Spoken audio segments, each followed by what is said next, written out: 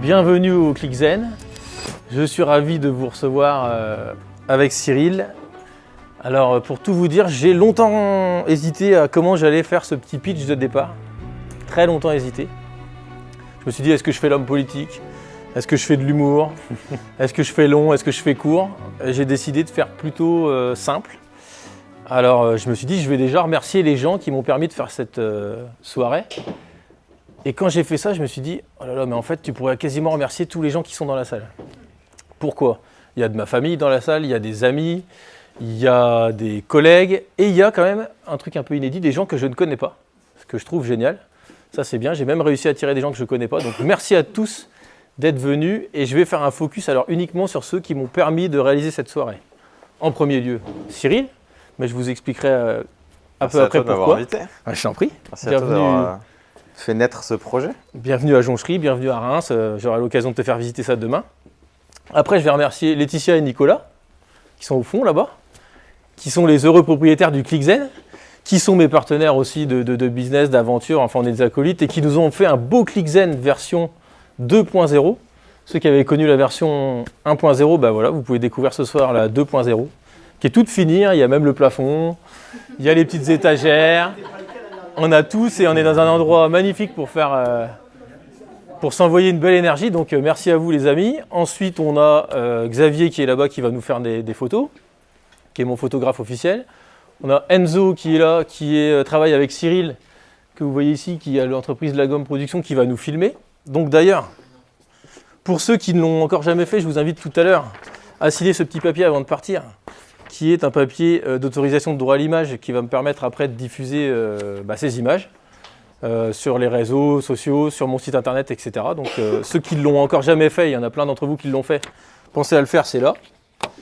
Il y a juste à signer. Je vous ai tout, il y a juste à mettre votre nom et à faire une signature, ça va très vite. Ensuite, on a Tout est bon qui est représenté par Julien. Je ne le vois pas, il est où? Il est là. Donc je le remercie aussi, même si je ne sais pas encore si ce qu'il nous a préparé est bon, mais c'est pas grave. On va imaginer que c'est bon. Et donc ce sera tout ce qu'on va déguster après. Ensuite, on a Damien qui est là, qui est mon directeur artistique et l'heureux créateur de cette magnifique affiche. Donc je le remercie beaucoup parce que grâce à lui, on a pu faire une belle com et réunir quand même une quarantaine de personnes ce soir. Donc merci à Damien. Et puis à son frère qui est pas loin, juste derrière, qui m'a aidé à faire toute la com, qui nous a permis effectivement de réunir toutes ces personnes là ce soir.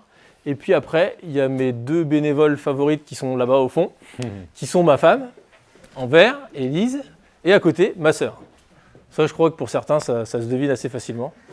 Qui sont venus faire les bénévoles pour après nous régaler, nous servir, etc. Ça va être sympa. Parce que je me suis dit d'être assez sollicité et j'aurais pas le temps, comme d'habitude, de vous mettre du champagne dans les coupes ou des trucs comme ça. Donc voilà, merci à tous. Et après, j'ai réfléchi et je me suis dit, c'est une chanson ça, comment je vais faire pour monopoliser leur attention avant de donner la parole à Cyril. Eh ben, j'ai envie de vous raconter une histoire. Ça vous va? Maintenant, je suis devenu le pro pour raconter des histoires, donc je vais vous raconter une histoire. Et je vais vous dire, mais pourquoi en fait vous êtes tous là ce soir et pourquoi on se retrouve tous là pour faire une conférence que j'ai appelée conférence inspirationnelle. Parce que vous le savez à peu près tous, sauf ceux qui ne me connaissent pas encore.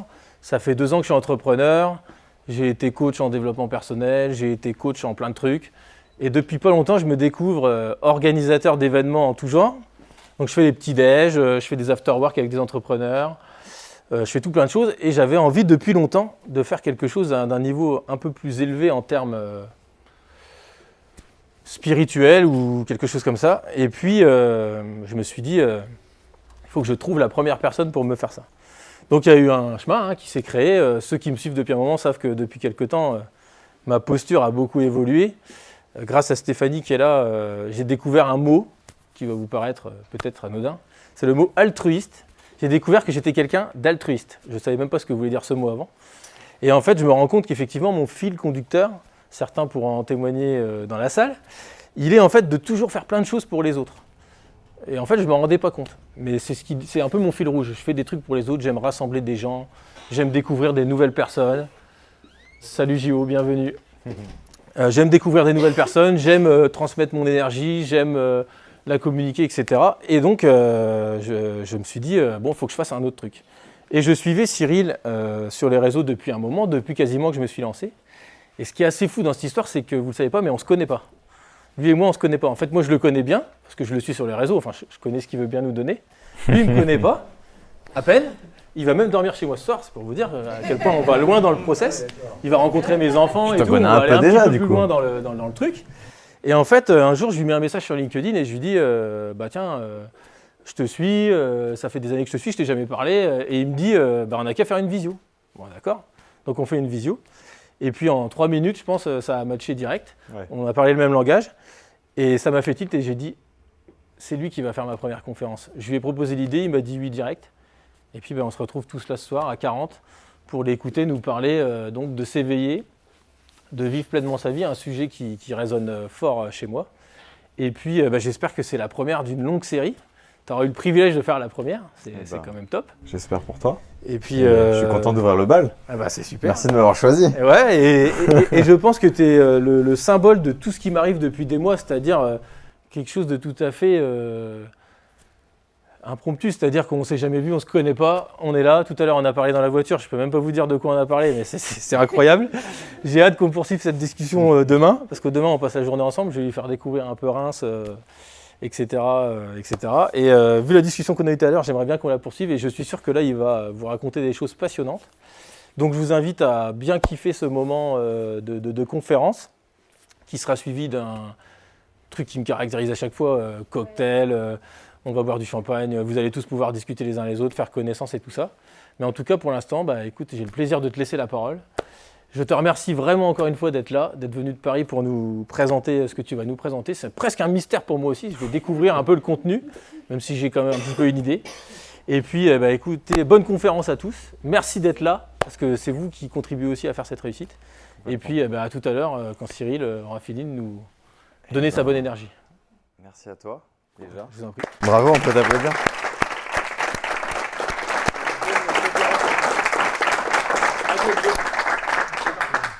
Je suis content d'être là. Déjà, je vais commencer par te remercier toi, parce que tu viens de le dire à tout le monde, la genèse de notre rencontre.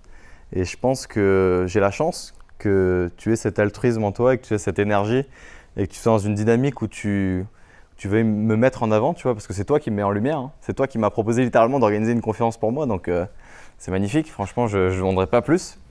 Tu as tout organisé. J'ai rien à faire à part venir et vous parler de mon projet et de toutes ces choses qui m'animent. Donc c'est beau et je te remercie parce que personne ne l'avait jamais fait pour moi. Donc ça me touche. C'est une première. Et je suis content qu'on ait pu connecter et je suis vraiment heureux de découvrir Reims et de passer des moments avec toi et avec vous tous. Et c'est vrai qu'à chaque fois que je fais une conférence, j'en ai pas fait encore beaucoup, j'en ai fait une dizaine. Mais ce qui compte le plus, je pense, c'est les gens qui sont là, comment on co-crée ensemble. Et ce que je lui disais ce matin en faisant le PowerPoint, c'est qu'à chaque fois, je parle de choses différentes. Mais moi, ce qui m'importe, c'est que les gens ils repartent avec une émotion, qu'ils apprennent quelque chose. Parce que dans la vie, il se passe plein de choses. S'il faut dans une semaine, dans un mois, dans un an, vous aurez oublié ce que j'ai dit.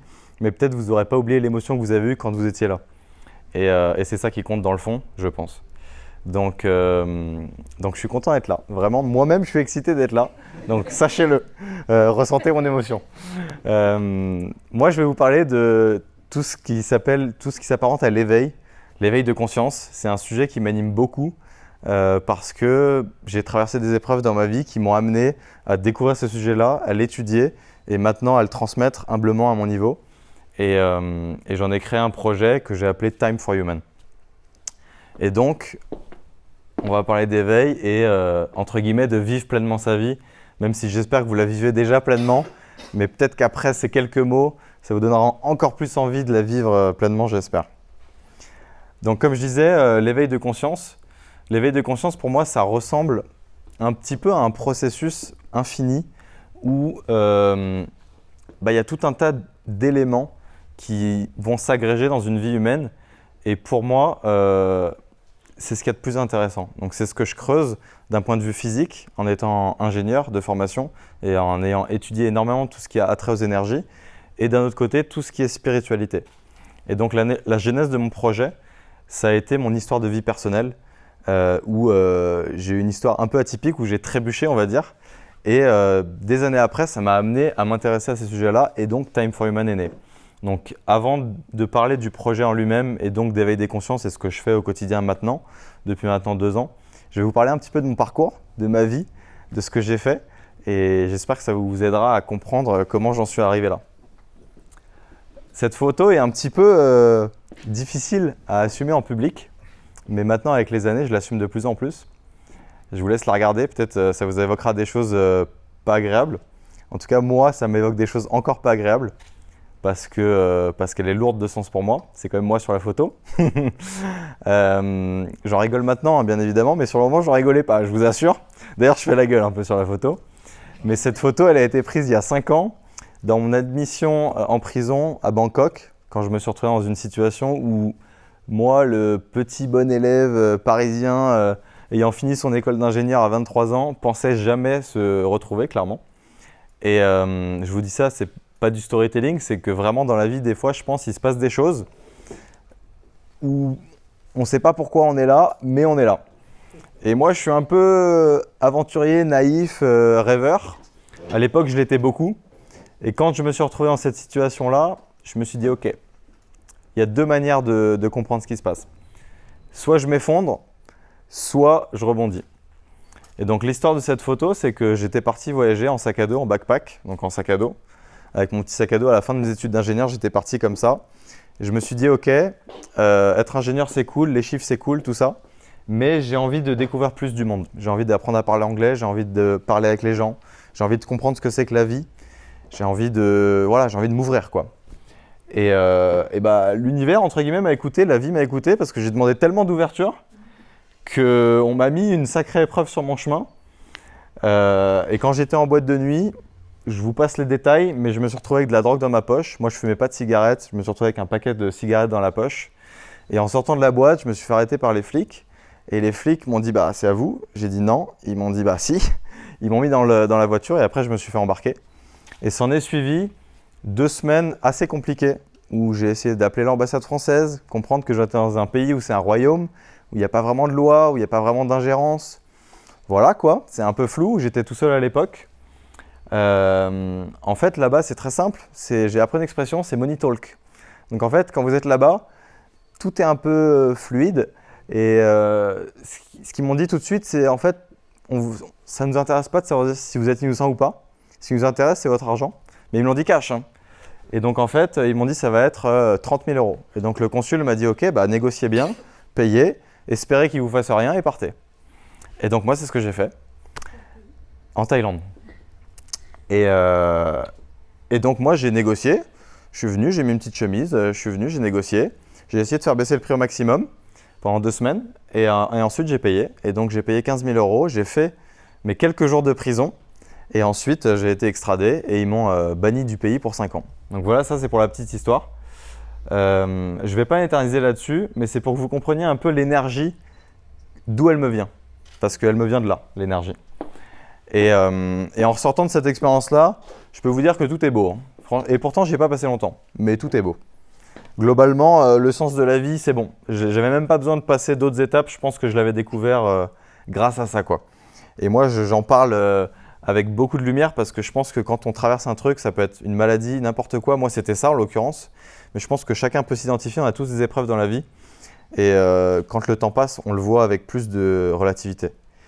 Et je vais vous parler d'un truc très positif maintenant qui m'est arrivé, qui met encore plus le sourire aux lèvres, qui est d'un tout autre registre. Là, on avance 3 ans dans mon histoire personnelle.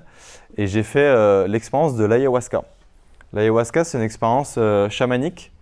Donc peut-être il y a des gens qui sont au fait de ça, peut-être pas du tout. Moi, je ne l'étais pas du tout à cette époque-là. Je suis quelqu'un qui est très cartésien, très ancré, très scientifique, qui est athée depuis que je suis né. On m'a jamais rien mis dans la tête en termes de croyances spirituelles. D'ailleurs, c'était un mot que je connaissais absolument pas. Et suite à un double deuil de mon grand-père que j'aimais beaucoup, qui était d'ailleurs prof de sciences physiques, et de ma grand-mère en 2021, j'ai voulu avoir des réponses à des questions très pragmatiques de qu'est-ce qui se passe après la mort en fait. Et moi, j'étais scientifique, comme je vous l'ai dit. Je n'étais pas spécialement ouvert à toutes ces choses un peu farfelues et autres. Et j'ai mis mon ego de côté et je me suis dit, OK, franchement, après avoir traversé ça, je pouvais voir toutes sortes de choses. Donc je me suis dit, je vais aller tester pour voir ce qu'il y a après la mort parce que je voulais des réponses concrètes. J'ai cherché. D'un côté pragmatique, les expériences de mort imminente, qu'est-ce qui se passe au niveau de la conscience, etc., etc. Et je suis tombé sur cette expérience-là. Et cette expérience-là, elle est très dangereuse. Je ne vous la conseille pas, honnêtement, si vous n'êtes pas prêt. D'ailleurs, publiquement et officiellement, parce que je parle en mon nom propre, et juridiquement même, je vous dirais qu'il y a des conséquences très, très graves qui peuvent se passer après cette expérience-là. Donc, ne prenez pas spécialement exemple sur moi. Ça n'engage que moi et ça n'engage que mes propos, ce que je vais dire. Mais voilà, j'ai fait cette expérience-là. C'est un hallucinogène très puissant qui vient d'Amazonie et c'est une médecine ancestrale, je dirais même, parce que ça vient d'une plante, ça vient de la nature. Et les aborigènes l'utilisent depuis des milliers d'années, vraiment des millénaires, pour se connecter à leur conscience et faire communion avec la nature. Et donc, j'ai fait cette expérience-là et j'ai eu une grosse ouverture de conscience. Et peut-être pour vous, ça peut paraître assez bizarre, assez froid de dire une ouverture de conscience, ça veut dire quoi? On sait plus ou moins ce que c'est le cerveau, la conscience. Mais pour moi, ça a été un voyage de l'esprit assez particulier. Et pour vous donner du contexte concrètement, parce que peut-être vous ne voyez pas ce que c'est de boire une substance qui contient donc une plante avec un principe psychoactif à l'intérieur qui va vous mettre dans un état dit de conscience modifiée où concrètement vous êtes sur un lit allongé pendant 6 heures avec un chaman au bout du lit et la personne vous aide à faire le voyage. Et vous êtes entre le royaume de la réalité des rêves, on va dire, et cette réalité-là, ici bien présente. Et donc j'ai passé la nuit et voilà, il s'est passé des choses. Et c'est après que ma vie a un petit peu changé, dans le sens où la physique quantique que j'étudiais avant a pris un tout autre aspect quand j'ai compris la reliance entre les êtres humains qui découlait de cette expérience-là. Et que mes sens se sont éveillés à l'énergétique, entre guillemets, à l'énergie qui nous parcourt, vous voyez, entre chaque regard que j'ai, à chaque bout d'émotion que j'ai en vous regardant. Et c'est là que j'ai compris qu'il y avait un truc plus grand qui me dépassait. Et c'est là aussi que j'ai compris à quel point j'étais petit dans tout ça et que j'avais vraiment rien compris à la vie parce que je passais à côté d'énormément de choses qui étaient de l'ordre de l'indicible. Et tout ce qui est de l'ordre de l'indicible, on ne peut pas vraiment l'étudier, on ne peut pas le quantifier, on ne peut pas mettre des mots dessus. Et moi, avec mon vocabulaire de scientifique, j'ai essayé de me raccrocher à quelque chose. Et le truc qui m'a raccroché le plus simplement à tout ça, c'était la physique quantique. Parce que je l'avais étudié depuis longtemps, je savais que tout était énergie, je savais déjà comment les molécules, les atomes interagissaient, etc. Mais je ne savais pas que ça jouait aussi dans l'interaction humaine. Et c'est là que mes deux passions se sont collées, à savoir la physique quantique, enfin la physique, et l'humain. Et quand j'ai compris que les émotions étaient liées avec ça, je me suis dit ok, ça va devenir ma vie clairement parce que je me suis mis à étudier jour et nuit ça. Et depuis ce jour, je n'ai pas arrêté. Donc ça, c'était un peu pour vous partager mes histoires de vie et vous expliquer pourquoi j'en suis arrivé là. Maintenant, j'aimerais vous parler de l'humain, de vous, de votre voisin, de votre père, de votre mère, de votre sœur. N'importe, tous les humains, on est tous les mêmes, indiens, indonésiens, français, peu importe. Moi, je suis dans une logique universaliste. Je voyage beaucoup aussi, j'étais à Bali le mois dernier. D'ailleurs, il y a une personne dans la salle qui était avec moi à Bali au mois de mai, donc ça me fait plaisir. Merci à toi d'être venu. Tout ça pour dire que tous les humains sont pareils et ce qui nous relie tous, c'est le cœur. Et le cœur, au-delà d'être une pompe de sang, comme vous le savez tous, c'est aussi le centre d'un torus énergétique et électromagnétique. Donc c'est ce que vous voyez là autour. Et il y a tout un tas de radiations qui sortent de votre cœur et qui vous entourent. Communément, on appelle ça l'aura.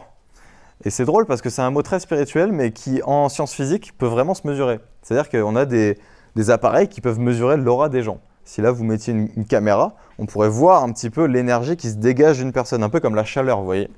Et cette aura, elle peut prendre des couleurs, elle peut prendre des formes, etc. Peu importe, j'ai envie de dire. On ne la voit pas avec nos yeux. Malheureusement, avec nos yeux, on voit que de l'infrarouge à l'ultraviolet. À peu près, on voit les couleurs, quoi, les couleurs du visible, plus ou moins. Et avant, il y a tout un tas de choses, et après, il y a tout un tas de choses aussi. Et c'est ce spectre électromagnétique qui nous permet de connecter à tout un tas de choses et qui nous permet d'avoir des émotions, de ressentir des émotions. Mais ça, on ne le sait pas, on ne peut pas le conscientiser. Mais néanmoins, c'est là. Pour prendre une analogie ou quelque chose un peu de similaire que vous puissiez comprendre, on est tous connectés à Internet. On a tous un téléphone dans notre poche, on est tous connectés à soit la 5G, soit la 3G, soit la Wi-Fi, et on a tous accès au cloud, entre guillemets, si on a payé l'abonnement. Et j'ai découvert que les humains, entre eux, ils avaient un peu un cloud d'humains qui permettait de se connecter avec les émotions, avec la pensée et avec l'énergie à tout ce qui est autour d'eux. Là, dans cette pièce, on est tous connectés ensemble maintenant. Vous m'écoutez, enfin j'espère du moins. J'espère que j'ai votre attention. Il y en a certains plus ou moins avec dédain, d'autres avec suspicion. Ils se disent « Oula, il nous raconte des trucs bizarres lui, il est allé en prison et tout ». Bref, vous dites plein de choses, je le sais. Ça peut paraître étrange, il a quand même mis une chemise, il est quand même diplômé ingénieur. Il sait de quoi il parle au niveau des énergies dures, E égale MC2, Einstein, mais bon là, il s'aventure sur des trucs bizarres. Bref, tout ça pour dire que, pour reprendre sur mon explication de champ électromagnétique, on a tous et toutes nos petits champs électromagnétiques. Et on est tous connectés les uns aux autres. Et qu'on le sache ou non, il y a des interactions qui se passent. Et on peut les étudier, ces interactions-là. On peut peut-être pas les expliquer en profondeur, mais du moins on peut les étudier.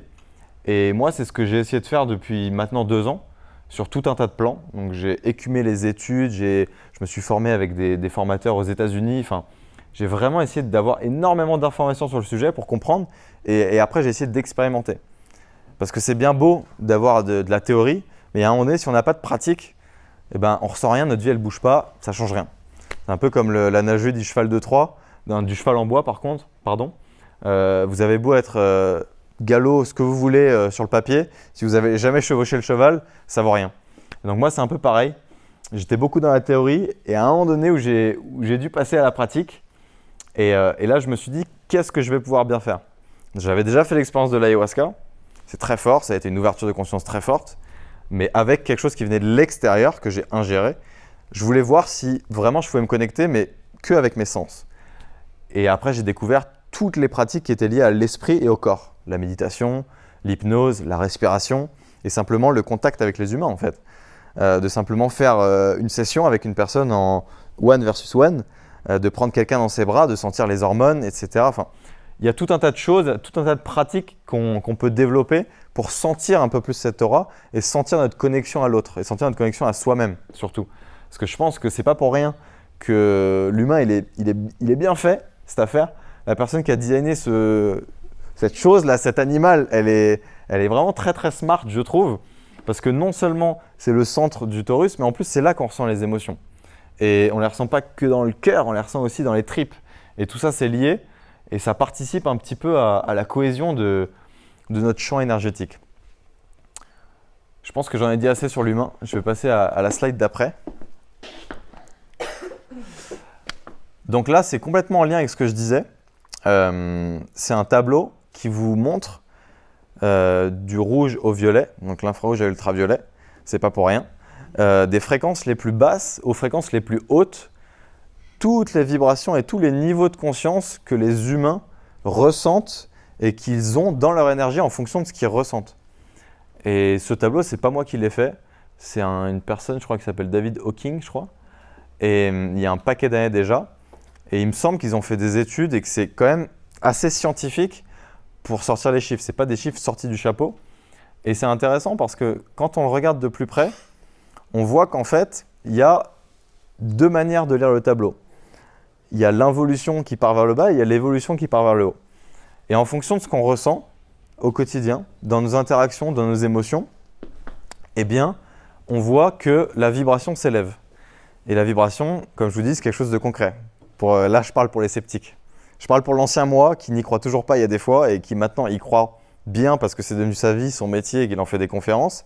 Mais je sais très bien que dans la salle, il y a des gens qui sont encore sceptiques et qui se disent « Ok, il sort de nulle part son tableau, il va nous sortir des chiffres, etc. etc. » Mais en tout cas, c'est là, c'est bien présent, ça existe vraiment. Et je vais boire un petit coup pour vous laisser le regarder encore. Et d'ailleurs, je donnerai le diapositive pour ceux qui sont intéressés, vous inquiétez pas.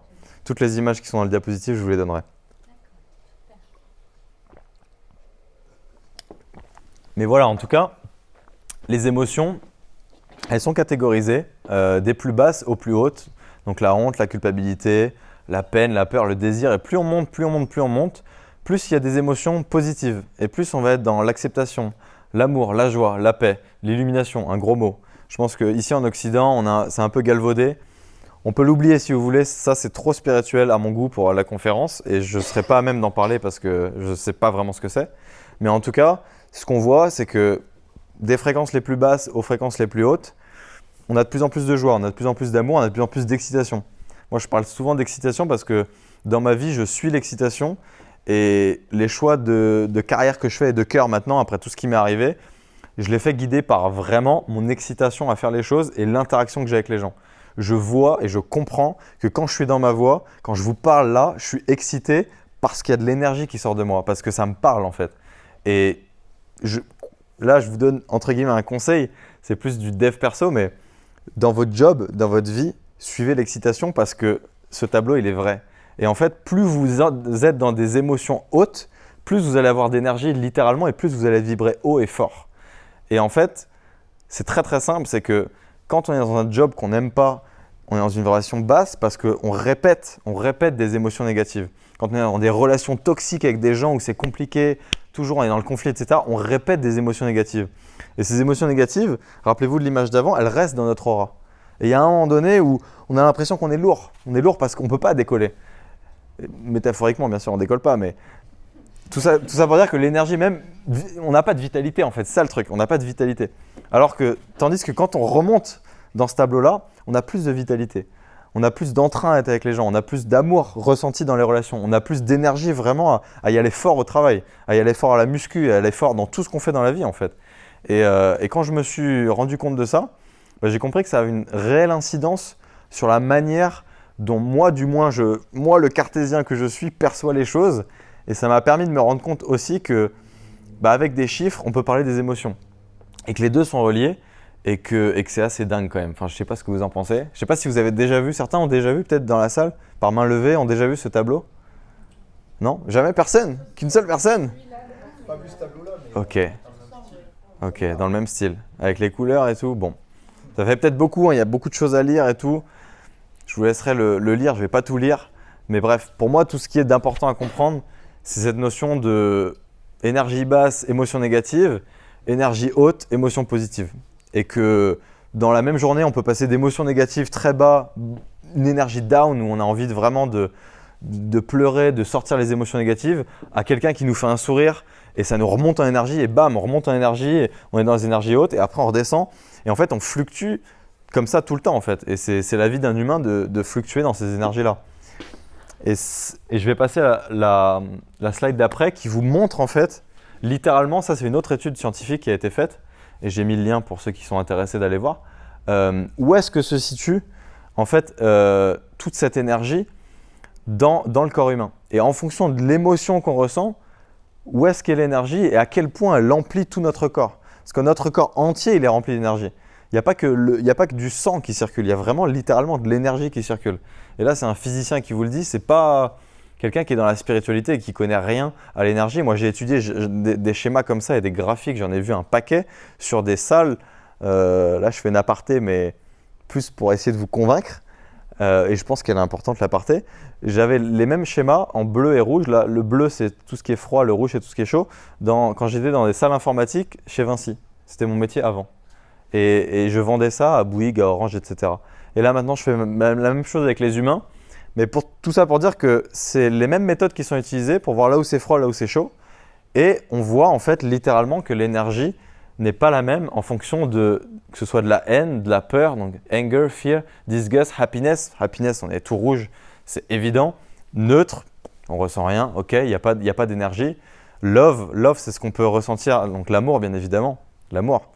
Si je devais résumer toute cette conf en une phrase, ce serait de dire c'est quoi la réponse à toutes les questions? L'amour, franchement. Je ne sais pas si je me comprends, si vous me comprenez, mais en tout cas pour moi, et pour beaucoup de grands penseurs et pour beaucoup de personnes qui s'intéressent à ce sujet-là, c'est un peu la réponse universelle. Et bien là, la réponse universelle, on l'a dans un graphique et je trouve ça encore plus magnifique et encore plus beau. La dépression, à l'inverse, juste à côté, qui est complètement froide en fait, parce que la dépression, c'est plus d'énergie dans le corps. La dépression, c'est pas quelque chose qui est dans le mental, c'est vraiment quelque chose qui est dans le corps.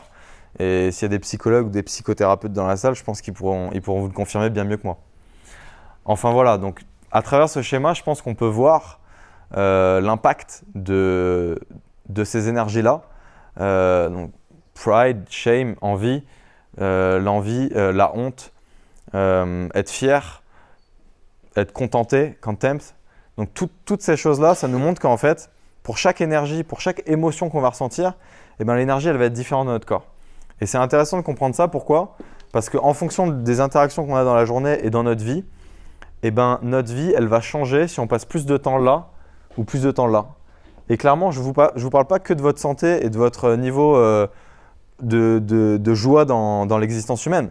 Je vous parle des gens qui vont être attirés à vous. Je vous parle des émotions, des opportunités professionnelles qui vont arriver à vous. Je sais qu'il y en a beaucoup d'entre vous qui sont dans le domaine de l'entrepreneuriat, qui sont à leur compte. Moi-même, je suis entrepreneur.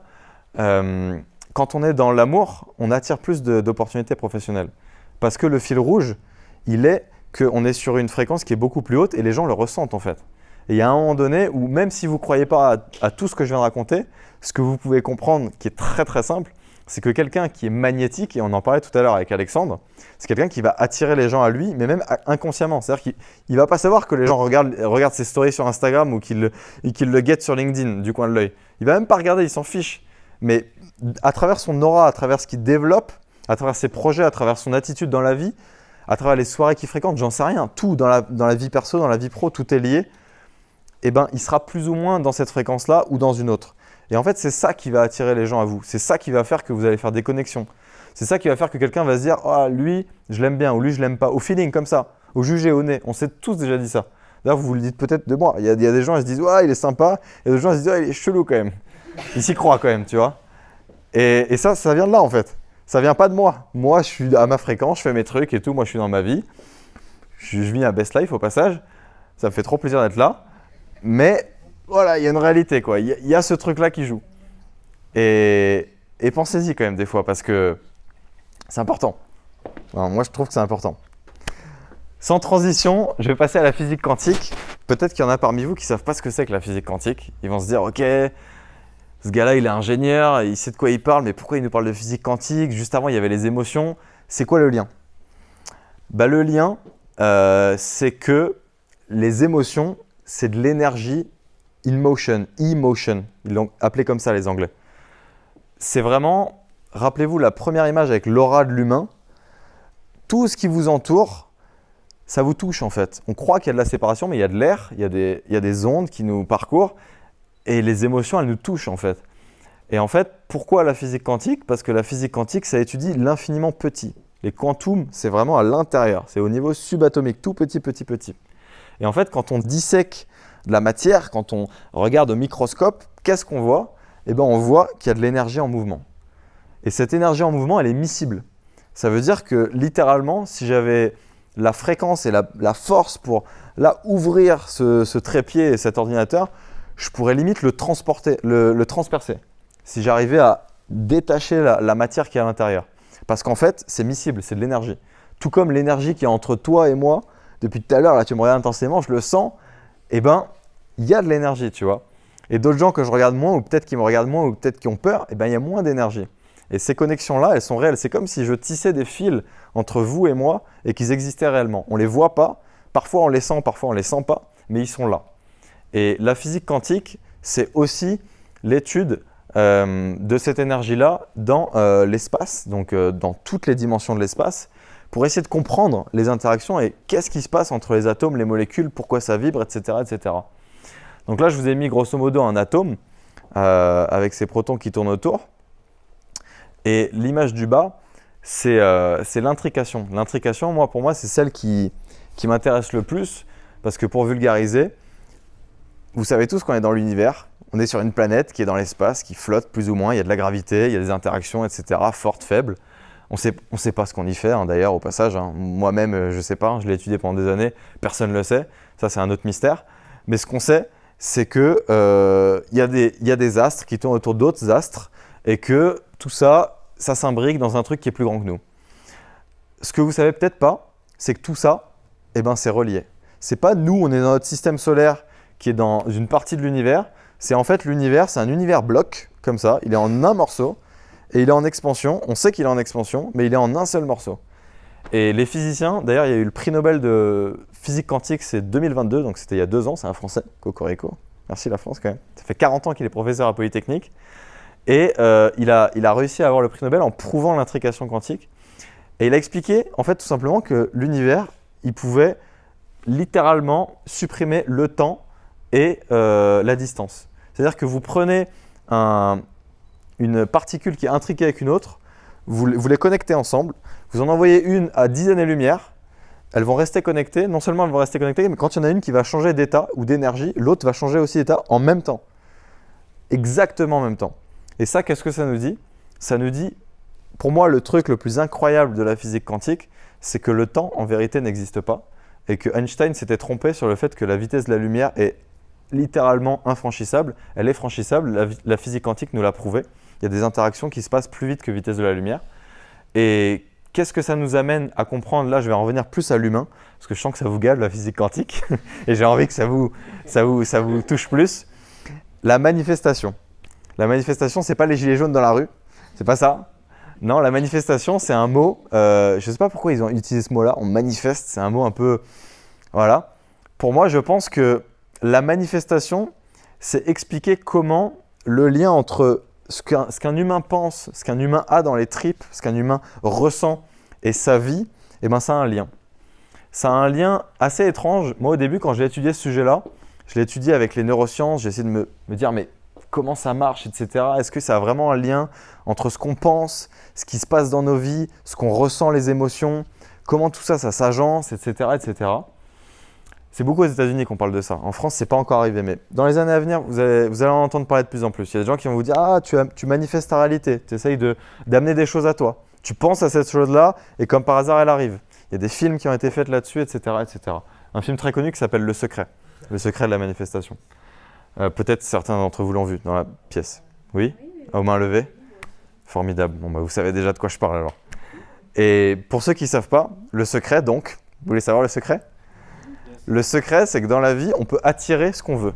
Si on désire vraiment quelque chose de plus profond de ses tripes et qu'on le veut vraiment, eh ben, l'univers, la vie, appelez ça ce que vous voulez, va finir par vous le donner si vous êtes aligné avec vous-même et avec votre fréquence.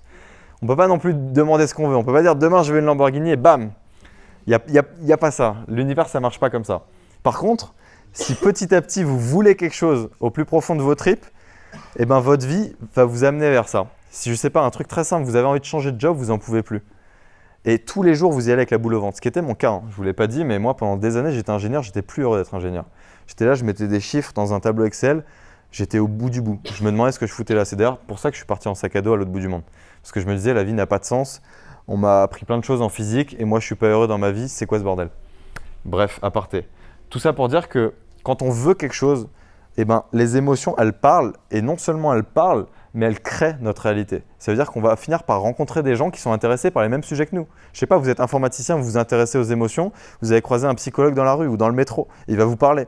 Il va y avoir des synchronicités comme ça, des choses synchrones qui vont arriver dans votre vie et qui vont vous bousculer dans votre vie et vous rentrer des nouveaux éléments pour vous permettre de comprendre des choses. Et la vie, l'univers, c'est bien fait parce que quand vous vous intéressez à un sujet, souvent je dis que l'énergie va, la conscience et l'énergie va à l'endroit où vous la mettez. C'est-à-dire que si vous êtes tous les jours corps et âme intéressé par un sujet, que vous le ressentez avec vos émotions, que vous y pensez tout le temps, toutes les nuits, vous faites des rêves, etc., vous faites des recherches, vous conspirez, ben, l'univers il va conspirer pour vous donner des réponses à vos questions. Et la manifestation, d'une certaine manière, c'est la réponse à vos questions. Parce que vous désirez quelque chose, si vous le désirez intensément, ça va finir par arriver. Que ce soit une question que vous ayez par rapport à quelque chose de très théorique, ou que vous vouliez rencontrer quelqu'un, ou que vous soyez intéressé par un sujet, mais vous ne compreniez pas vraiment comment ça marche, eh ben, si vous mettez du cœur à l'ouvrage et que d'une certaine manière, vous dirigez l'énergie vers ce sujet-là, eh ben, ça va se manifester en votre vie. Et l'outil qui est très important pour la manifestation, c'est non seulement de ressentir ce qu'on veut, mais de visualiser, de fermer les yeux et de dire « Ok, j'ai envie d'avoir un meilleur travail, et ben je m'imagine dans une autre entreprise. Comment ça va être? Comment ils vont être mes collègues? Comment ça va être mes journées? Est-ce que je vais avoir telle tâche? Est-ce que je vais être commercial? Je vais plus parler. Je vais plus parler à des gens. Ou est-ce que je vais passer mes journées, je ne sais pas, à écrire des mails? Ça va être chiant, ça va être rébarbatif. Pour certains, ça va être sympa. Peut-être que l'écrit, ça les excite, j'en sais rien. On a tous des émotions différentes. Ceci étant, le fait de visualiser, fermer ses yeux et s'imaginer les émotions, surtout que ça nous procure, parce qu'on est des êtres émotionnels. On n'est pas des êtres rationnels. Là, il y en a certains qui, depuis tout à l'heure, ça mouline dans leur tête, mais à côté de ça, ils ont des émotions. Et c'est les émotions qui nous submergent en vérité. Ce n'est pas ce qui se passe dans notre tête. Parce que ce qui se passe dans notre tête, c'est un peu comme un hamster qui tourne, mais c'est les émotions qui dirigent. Si moi, il y a un moment donné où j'en ai marre, ma tête, elle est OK, mais j'en ai marre, ou j'ai soif, je vais tout de suite y aller. D'ailleurs, je commence à avoir soif.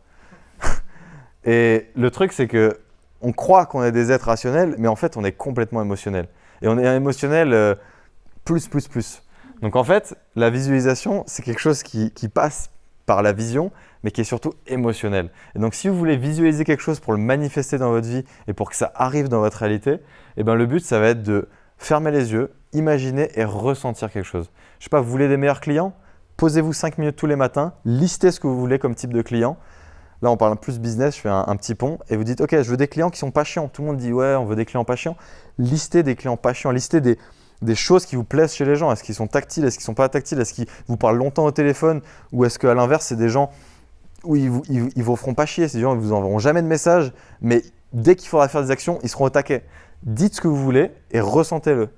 Et imaginez-vous l'interaction avec les personnes. Et si vous le faites tous les jours, il y a un moment donné où vous allez attirer ces personnes-là parce que ça va rentrer dans votre énergie, ça va rentrer dans votre aura. Et c'est là que tout prend sens. Vous voyez? Et c'est là que la physique quantique, elle connecte avec l'humain. Et c'est là que pour moi, tout fait sens. Ça fait sens pour vous un petit peu ce que je raconte ou je vous ai perdu? C'est génial. Bon, je vous laisse méditer là-dessus pendant une demi-seconde. Il faut que je boive un coup. Bon, j'ai beaucoup parlé de physique quantique, visualisation. Bon, la réalité, je peux vous en parler. Le prix Nobel dont je parlais, il a prouvé que… Oui, c'est quand même intéressant. La réalité, telle qu'on l'aperçoit, on pense qu'elle est continue. C'est-à-dire qu'on pense que là, on est dans cette pièce-là, on est en périphérie de Reims. On pense que logiquement, ce qui se passe à Paris, c'est sur le même fil. Ce qui se passe en Italie, c'est sur le même fil. Ce qui se passe à l'autre bout de l'Indonésie, c'est sur le même fil, c'est sur la même planète. Mais en fait, ce qui se passe même sur la Lune, c'est sur la même réalité. Mais en fait, pas tellement. Et c'est les physiciens qui l'ont prouvé ça. Et encore une fois, c'est dans le même prix Nobel de 2022, ils ont prouvé quoi? Ils ont prouvé la non-localité de l'univers. La non-localité de l'univers, ça veut dire qu'il y a des choses qui se passent dans un coin de l'univers et d'autres choses qui se passent dans un autre coin de l'univers et que ces deux-là, techniquement, elles sont séparées et elles sont au niveau local. Ça veut dire qu'il y a une vérité au niveau local qui se passe avec des propriétés et il y a une autre vérité à un autre niveau local qui se passe peut-être à des années-lumière et qui est séparée et qui est non locale. Et en fait, l'univers, c'est pas comme une suite de choses où vous prenez le train et vous passez toutes les étapes comme ça. C'est quelque chose qui se construit par petits morceaux partout, à différentes fréquences et à différentes énergies. Et en fait, il se passe des choses, même nous, qu'on ne sait pas qui existent, à d'autres endroits de l'univers. Et là, vous allez me prendre pour un fou, vous allez se dire, c'est un scientifique un peu fou. Je reprends juste les travaux qui ont été faits. Mais tout ça pour dire que, qu'est-ce que ça nous amène, nous, en tant qu'humains, entrepreneurs, ici ou ailleurs? C'est à se dire que, en fait, votre vie, elle n'est pas linéaire non plus. Si l'univers, il n'est pas linéaire, votre vie, elle ne l'est pas non plus. La mienne, elle ne l'a pas été. Et je vous l'ai prouvé d'ailleurs par les expériences bizarres qui me sont arrivées. Jamais de la vie, je me serais imaginé faire une conférence, parler de conscience, alors que j'étais passionné de physique quantique depuis que je suis tout petit. Mais j'y suis, donc c'est qu'il y a un lien. Tout ça pour dire que si vous voulez changer quelque chose dans votre réalité, pensez au fait que ce n'est pas linéaire. Pensez au fait que du jour au lendemain, vous pouvez changer de client, vous pouvez changer de boîte, vous pouvez changer de job, vous pouvez changer de relation, vous pouvez changer de tout. Et en fait, il y a une réalité quelque part qui match, entre guillemets, ce que vous voulez. Et c'est ça qui est intéressant, c'est que ça revient un peu sur la manifestation et la visualisation. C'est qu'à un moment donné, il faut comprendre que tout est là, c'est juste qu'on ne le voit pas. Et littéralement, comme le spectre du visible, il y a des choses, il y a des couleurs qu'on ne peut pas voir, il y a des comportements de gens qu'on ne peut pas voir, il y a des entreprises qu'on ne voit pas, qui sont cachées, ils ont des noms cachés, ils ont des trucs, ils font des choses qu'on ne voit pas dans le business. Et ben c'est pareil pour la réalité en fait. Il y a des trucs qui se passent dans la réalité qu'on ne voit pas, qu'on ne perçoit pas. Et des fois, il faut le comprendre pour se dire, ok, on pense qu'on a tout le spectre, on pense qu'on voit. On pense qu'on voit la réalité, on pense qu'on la comprend, mais en fait, on ne la comprend pas. Et c'est pour ça que je vous invite à non seulement croire, mais comprendre ce que les scientifiques montrent et démontrent, parce que déjà, c'est vrai, et ils l'ont démontré, mais en plus, ça dépasse notre champ de conscience. C'est-à-dire que même si moi, toute ma vie, je passais mon temps, et je le passe déjà beaucoup, à étudier, à regarder les chiffres, à comprendre, à mettre en pratique, etc., je serais dépassé. Parce qu'avec notre petite cervelle de singe, on ne peut pas comprendre cette réalité, elle nous dépasse. Et le plus petit qu'on comprend, on peut l'utiliser à notre avantage pour faire que notre vie elle soit un peu plus douce et un peu plus agréable et qu'on ait plus de temps pour profiter de nos enfants, de notre famille, plutôt que de mettre des chiffres dans un tableau Excel et de se dire à la fin de la journée qu'on a passé une sale journée en fait. Et l'outil en question, la manifestation et la visualisation, ça permet ces choses-là. Donc pensez-y, même si vous ne croyez pas à la puissance de la manifestation, pensez-y et mettez ça de côté dans votre tête parce que ça peut clairement changer votre vie. Et je dirais quelque chose que j'ai dit tout à l'heure à monsieur à lunettes là. Excusez-moi de vous décrire comme ça, mais j'ai bien aimé. Laurent, merci Laurent. C'est mieux comme ça, Laurent. La physique quantique, c'est un grand scientifique qui avait dit ça. Si on croit la comprendre, c'est qu'on ne la comprend pas. C'est que là, tout ce que je viens de vous dire, s'il faut dans 10 ans, 20 ans, 30 ans, il y a quelqu'un, pareil, qui va mettre une petite chemise, un bout de truc sur son corps de singe et qui va vous montrer des chiffres et qui va vous dire en fait, c'est pas ce qu'on pensait, c'est autre chose, d'encore plus compliqué. Donc en fait, moi, je suis très humble sur le fait que pour l'instant, c'est les avancées qu'on a dans la science. On n'y comprend pas encore tout. S'il faut, il y a des trucs encore plus dingues, encore plus fous qui nous connectent, qu'on ne voit pas. Mais sachez en tout cas que ça existe. C'est là. Et maintenant, vous ne pourrez pas dire que vous ne l'avez pas vu. Parce qu'on a fait une conférence dessus, on en a parlé. J'ai essayé de mettre des exemples. Il y a des gens dans la salle qui savent déjà que c'est vrai, que ça existe. Donc voilà. Je vous laisse avec votre perplexitude ou pas. Et je passe à la slide suivante. La slide suivante, c'est encore de la physique. Mais ça va peut-être vous parler. D'ailleurs, je vais peut-être faire un petit sondage et demander à qui ça parle cette image. Est-ce que vous avez déjà vu cette image? Je suis sûr que vous l'avez tous déjà vu. Ouais, il y en a quelques-uns. Ça, là, il faut changer de continent. C'est plus vers l'Asie. Est-ce que ça vous parle? Exactement, c'est le yin-yang. Ça, c'est pas du tout le yin-yang. Ça, c'est des scientifiques qui ont pris 2 photons intriqués ensemble dans un microscope. Et donc, l'échelle est très, très, très petite, comme vous l'imaginez. Et comme par hasard, ça fait ce fameux signe du yin-yang. Je ne commenterai pas l'image, j'ai même pas envie de l'interpréter. Le noir, le blanc, la dualité, notre monde, notre réalité. Là, j'ai envie de vous dire, pour moi, c'est le lien entre la physique et tout ce qui est du domaine de l'invisible qu'on ne comprend pas. Vous pouvez mettre ça, le mot, ce que vous voulez, la spiritualité, le monde de l'invisible, tous ces trucs-là, toutes ces énergies, tous ces trucs bizarres un peu, que moi-même, j'ai encore du mal à dire, ça existe, mais c'est là et c'est fort. Ben, le physicien que je suis se dit, ok, ça c'est là, c'est prix Nobel et c'est incroyable qu'il y ait des représentations comme ça qui soient réelles dans la physique, quoi. Et même moi, ça me dépasse. Mais bref. Maintenant, je vais passer à la dernière slide. J'ai beaucoup parlé de visualisation. Je pense que peut-être certains d'entre vous ne sont pas intéressés par la visualisation, mais certains d'entre vous ont déjà entendu parler de la méditation.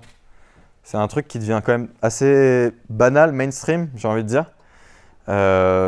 Moi, j'ai commencé à méditer il y a quelques années parce que j'étais en Asie et que je trouvais ça intéressant, les temples, les moines, tout ça, mais je n'étais pas convaincu. Et moi, je suis très adogmatique. Donc, tout ce qui est dogmatique, ça me saoule très loin de moi. D'ailleurs, ce genre de conférence, il y a quelques années, j'y serais jamais venu. Je me serais dit, d'où ce mec-là, il se permet de faire des slides, de venir devant nous et de nous dire ce qu'on doit penser. Moi, j'ai envie de découvrir par moi-même. Et bien, par moi-même, je me suis assis et j'ai découvert des trucs. Et je pense que c'est bien de s'asseoir et de découvrir des trucs. Pourquoi? Parce qu'en fait, on a toutes les réponses en nous. Et ça fait hyper bateau de le dire, mais vous n'avez pas besoin d'aller lire des livres, écouter des conférences parfois pour comprendre des trucs simples sur vous, sur vos émotions, sur vos relations, sur votre famille, sur la chance que vous avez d'avoir ce que vous avez. Vous avez juste besoin de mettre le cerveau en off et de vous poser. Ça peut être 1 minute, 2 minutes, 1 heure, 10 heures, 100 heures. Moi, j'ai médité pendant 100 heures en 10 jours. C'est ce que j'ai fait là le mois dernier à Bali. J'ai fait ce qu'on appelle une retraite de silence et ça m'a apporté beaucoup. Pourquoi?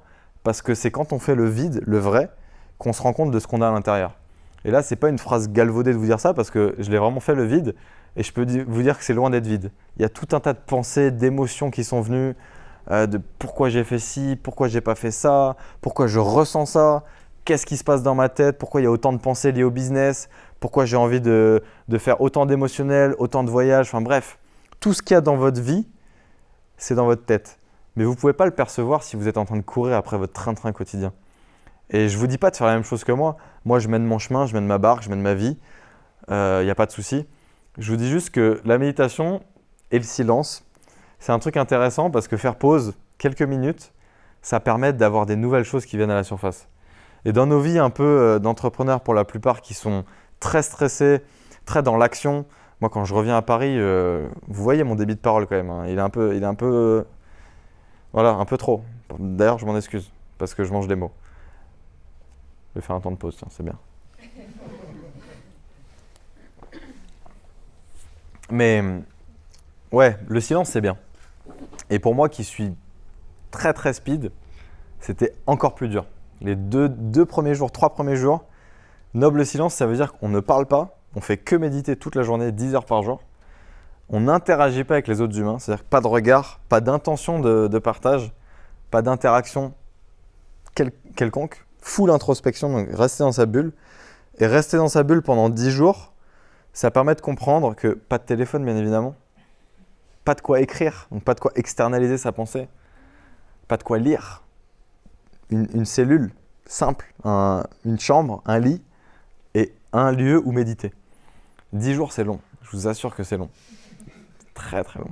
Les 3 premiers jours, surtout, ils ont été longs. Après, c'est bon. Et réveil 4 heures du mat aussi. Mais ça c'est un détail. C'est pas le plus important. Le plus important, c'est qu'il y a un moment donné où on déconnecte, en fait. Et on connecte à autre chose. Et c'est ça qui est intéressant, c'est que on pense qu'on est humain, on pense qu'on est là, qu'on vit une vie, etc., qu'on a des choses à faire. Le matin, on se réveille, on met son bol de céréales, on pense je vais envoyer des mails à un tel, lui, il me doit de l'argent, donc il faut que je le relance, truc et tout. Mais en fait, quand on fait une vraie pause, je ne vous parle pas d'une détox de une semaine de téléphone des gens sur Instagram, je vous parle d'une vraie pause. Le truc, c'était avec des moines bouddhistes. Je vous parle d'une vraie pause qui amène à une vraie introspection, une vraie réflexion. Et ben on se rend compte qu'en fait, qu'est-ce qui reste de tout ça? Qu'est-ce qui reste de notre vie quand on fait une pause complète? Quand on s'assoit et qu'on médite, on fait rien. Et ben il reste toute votre énergie en fait, toute votre énergie qui est là-dedans, qui est stockée dans vous en fait. Donc vos pensées qui découlent de votre conscience, de votre cerveau, qui tournent en boucle tout le temps. Je crois qu'il y en a entre 60 et 80 000. J'ai l'étude scientifique, c'est énormissime. Et vous les observez les pensées, c'est le but de la méditation. Vous les regardez comme un flot, une cascade d'eau qui tombe et le but c'est de faire step back et de la regarder et de ne pas réagir à ces pensées. Pas se dire ok, je réagis, oh, là c'est bon, là c'est pas bon, là ça me fait peur, là ça m'excite. Et c'est ça le but de la méditation. Et c'est un exercice qui est intéressant parce que quand on le pratique pendant longtemps comme j'ai pu le faire et qu'on revient après à la vie normale, parce que moi ça c'est pas ma vie normale. Ça, c'est juste pour faire beau en PowerPoint et vivre un truc incroyable, en vérité. Mais dans la vie de tous les jours, j'essaye de méditer une demi-heure, 1 heure par jour quand j'ai le temps, quand je peux, quand j'en ai la motivation. Mais ça m'amène à avoir des décisions beaucoup plus éclairées au quotidien et une gestion émotionnelle qui est beaucoup plus forte. Parce que quand on est habitué, enfin quand on a fait un marathon, parce que c'est un marathon en vérité de méditation, et qu'on a été frappé par toutes ces pensées, toutes ces émotions qui reviennent, et que la seule règle, c'est ne pas réagir, et que c'est tout le temps comme ça pendant toute la journée, et bien quand après on arrive et qu'il y a quelqu'un qui nous balance de la haine, vraiment, ça m'est arrivé en revenant à Paris, de la haine, quelqu'un qui limite veut nous frapper. Je sais pas pourquoi l'univers m'a mis ça sur mon chemin quand je suis revenu à Charles de Gaulle. Mais en fait, j'étais d'une impassibilité. Je suis passé à côté, le mec m'a insulté, hein. Je sais pas pourquoi. Je lui ai fait un grand smile. Il a continué à m'insulter. Je ne sais toujours pas pourquoi. Incroyable. Mais vraiment, c'est une histoire vraie. Et bon, il ne pouvait pas savoir d'où j'arrivais. Mais le truc, c'est que imaginez la puissance de l'entraînement que ça confère sur vous et la puissance que vous avez par rapport aux autres gens dans l'univers et dans l'environnement entrepreneurial et autres dans la vie, tout court. Parce que ça veut dire que vous avez pris pleinement possession de vos émotions, vos pensées et que vous arrivez à les manager beaucoup mieux en fait. Enfin, à les manager. Déjà, c'est un anglicisme, mais en plus, on ne contrôle pas ces émotions. On les accepte et on les regarde passer. Et on peut avoir assez d'équanimité. L'équanimité, c'est un mot que j'ai découvert d'ailleurs. C'est un mot qui veut dire qu'on ne s'attache pas. C'est-à-dire qu'on voit passer l'émotion, elle est transitoire. Ça peut être de la peine, de la douleur, de la tristesse. Elle vient, on la regarde, on la ressent et elle passe en fait. Comme une caravane qui passe. Si vous regardiez les caravanes qui passent toute la journée comme ça. Et dans notre vie quotidienne, après, on passe par tout un tas d'émotions, surtout quand on est entrepreneur. Vous le savez mieux que moi, je pense. Et donc, si on arrive à faire le distinguo un petit peu sur ces émotions-là, eh ben, on peut être beaucoup plus stable. Et quand on est stable, on atteint ses objectifs beaucoup mieux. On est focus. Moi, j'essaie d'être très focus dans ma vie. Même si j'ai une vie où je fais des expériences, j'essaie d'être focus, je garde. Vous voyez, là, j'essaie de faire l'éveil de conscience, je fais l'éveil de conscience. Je suis parti dans cette direction-là. Et je pense que la vie, c'est aussi arriver à comprendre que notre conscience, qui est immatérielle, qui découle de notre cerveau, eh ben, on peut la travailler. Et on peut la travailler par tout un tas d'exercices. Ça peut être la méditation, mais ça peut être autre chose. Quelqu'un hier m'a demandé c'est quoi la méditation. Je lui ai dit la méditation, c'est pas que cette photo. C'est pas s'asseoir comme les Asiates. C'est pas un cliché de genre. En Asie, ils méditent beaucoup. J'aime beaucoup l'Asie, j'y passe beaucoup de temps, comme vous pouvez le voir. Mais il y a 1000 formes de méditation. Prendre son vélo et partir pendant 2 heures, regarder les plaines et être dans son exercice, à un moment donné, c'est un état méditatif qui passe. C'est des ondes. Quand on prend le train, tout à l'heure, je regardais le paysage, j'étais en méditation. Parce qu'il y a un moment donné où ça décroche. L'hypnose, pareil. En fait, c'est une question d'onde cérébrale. Et la méditation, c'est un truc qui nous permet de vraiment recharger. Les bienfaits, ils sont innombrables. Et toutes les méditations possibles nous permettent de recharger.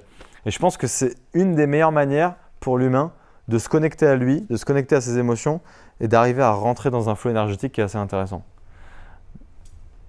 Je pense que j'en ai assez dit sur la méditation. Maintenant, j'ai envie de faire une petite conclusion. Tout à l'heure, quand je faisais le PowerPoint, parce que oui, je suis un mauvais élève, je l'ai fait au dernier moment, mais je voulais des images, je voulais pas trop de mots. Je voulais essayer de transmettre de l'émotion plus que des connaissances. Et j'espère que j'ai réussi. D'après vos quelques sourires, peut-être, c'est que ça a marché.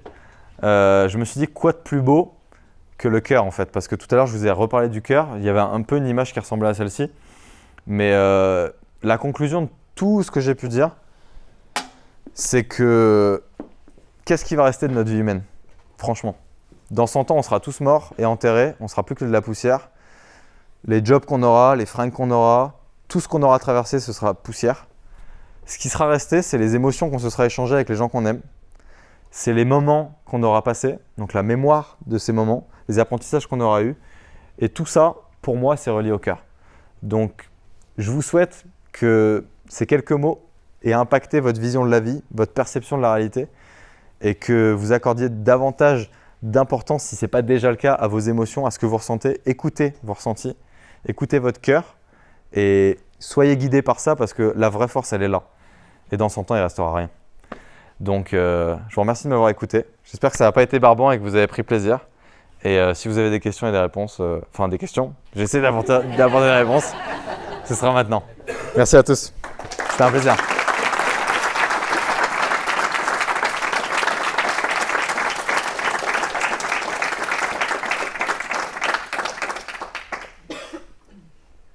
Qui veut se lancer? En fait, l'énergie, ça vibre.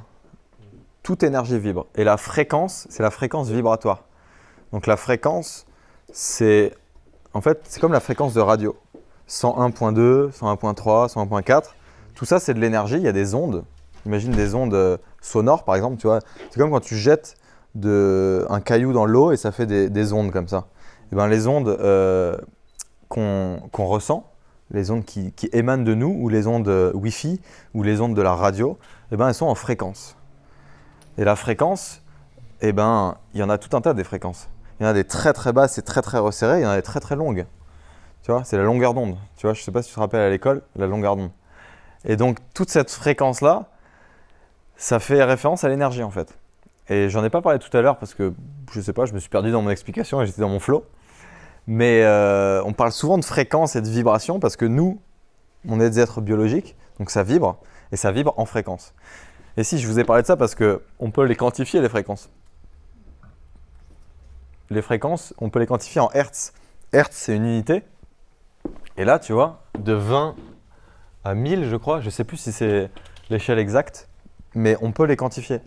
Et plus ça vibre rapidement, plus la fréquence est haute. Et on appelle ça une fréquence vibratoire. Ça répond à ta question?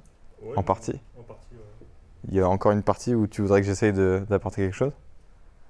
J'ai pas forcément la question de formuler, Ok. donc, mais Ça marche. ça me donnera un début de réponse. Merci. Super. Et merci pour ton attitude.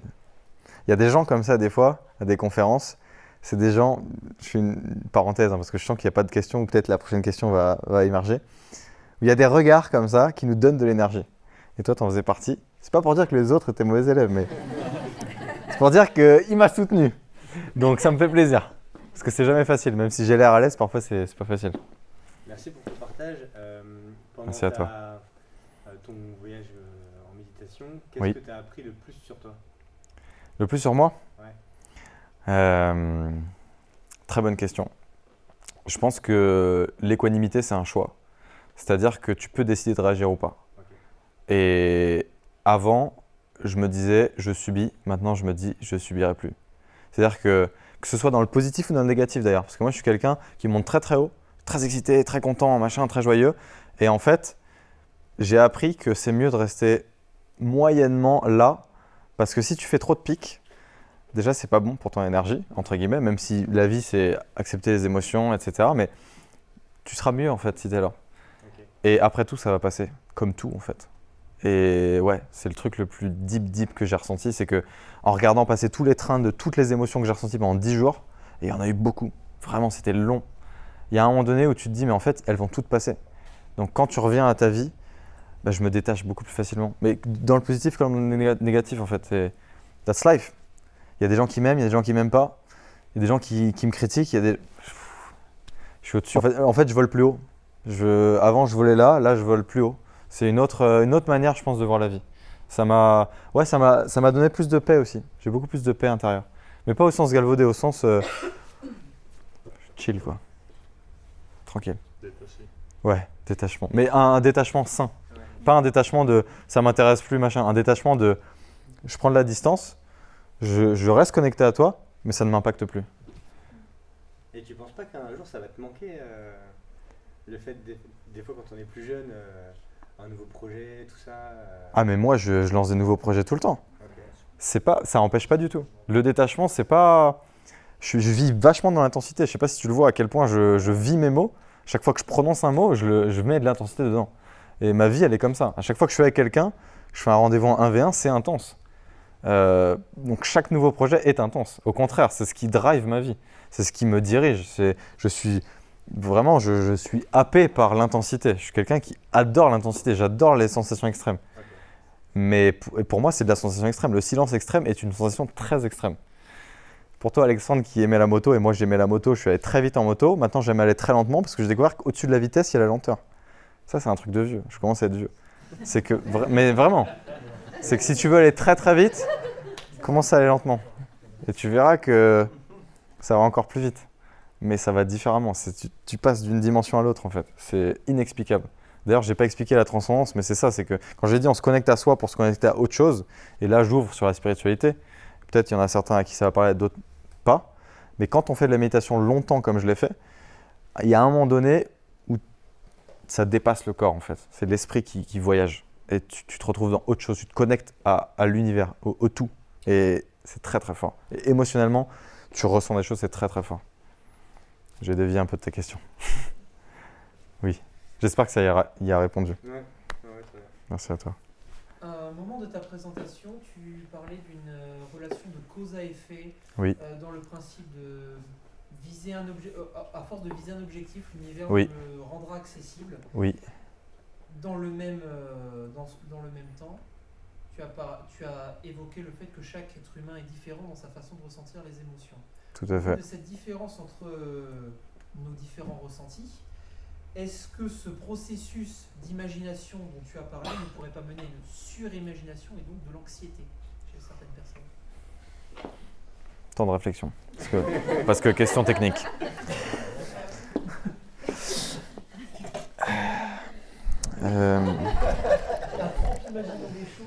Je comprends. Je comprends. Très intéressant ta question. Je pense que pour répondre à ta question, j'y répondrai à côté, mais je te donne la réponse directement. Au-dessus de la manifestation, il y a le lâcher-prise. Le lâcher-prise, c'est d'accepter que dans la vie, quoi que tu fasses, il t'arrivera ce qui doit t'arriver. Donc que tu y penses ou que tu n'y penses pas, il t'arrivera. Moi, j'y pensais pas de finir en prison. Pourtant, c'est arrivé. Tu vois ce que je veux dire? Là, c'est négatif, mais j'y pensais pas non plus de faire l'ayahuasca et de découvrir toutes ces belles choses. Et je peux pas savoir ce qui va se passer dans 1 an, 2 ans, 3 ans, 10 ans. Mais ça arrivera. Donc je le contrôle pas en fait. Lâcher prise. Tu peux y penser nuit et jour, ça pourra ne pas arriver parce que ce sera pas ton chemin de vie. Et ça, tu peux pas contrôler. Et ça, j'ai aucune explication pour ça. Donc je sais pas si ça répond à ta question, mais je pense que le lâcher prise, c'est encore au-dessus de penser jour et nuit à ce que tu veux.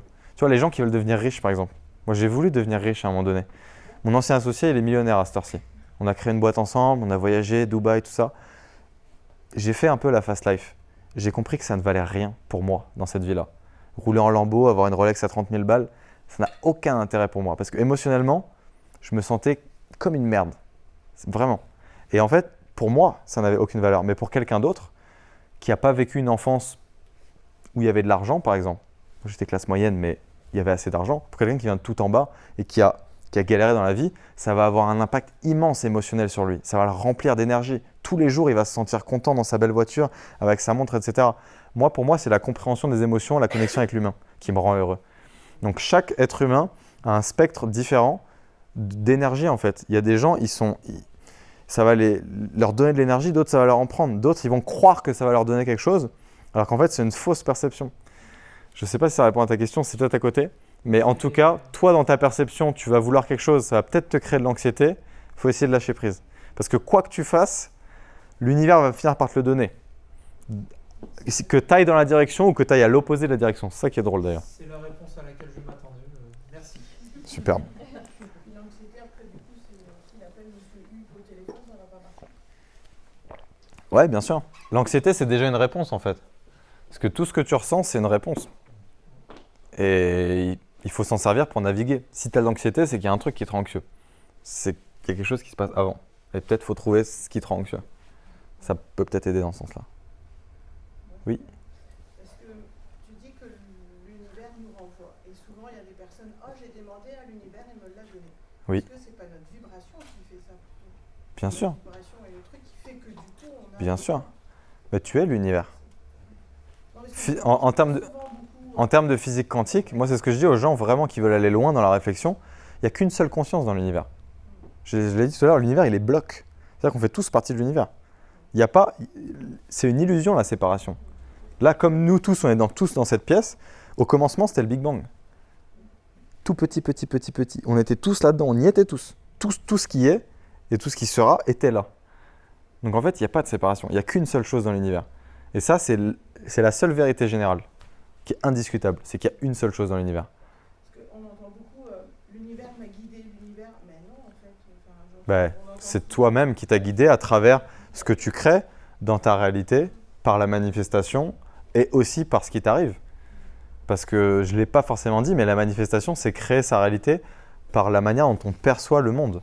Parce que la réalité, elle existe indépendamment de nous, mais il n'y a que nous qui la percevons. On a nos deux yeux, on a notre estomac pour sentir les émotions, on a nos mains pour toucher, et voilà en fait. Mais si on fait off, qu'est-ce qui reste?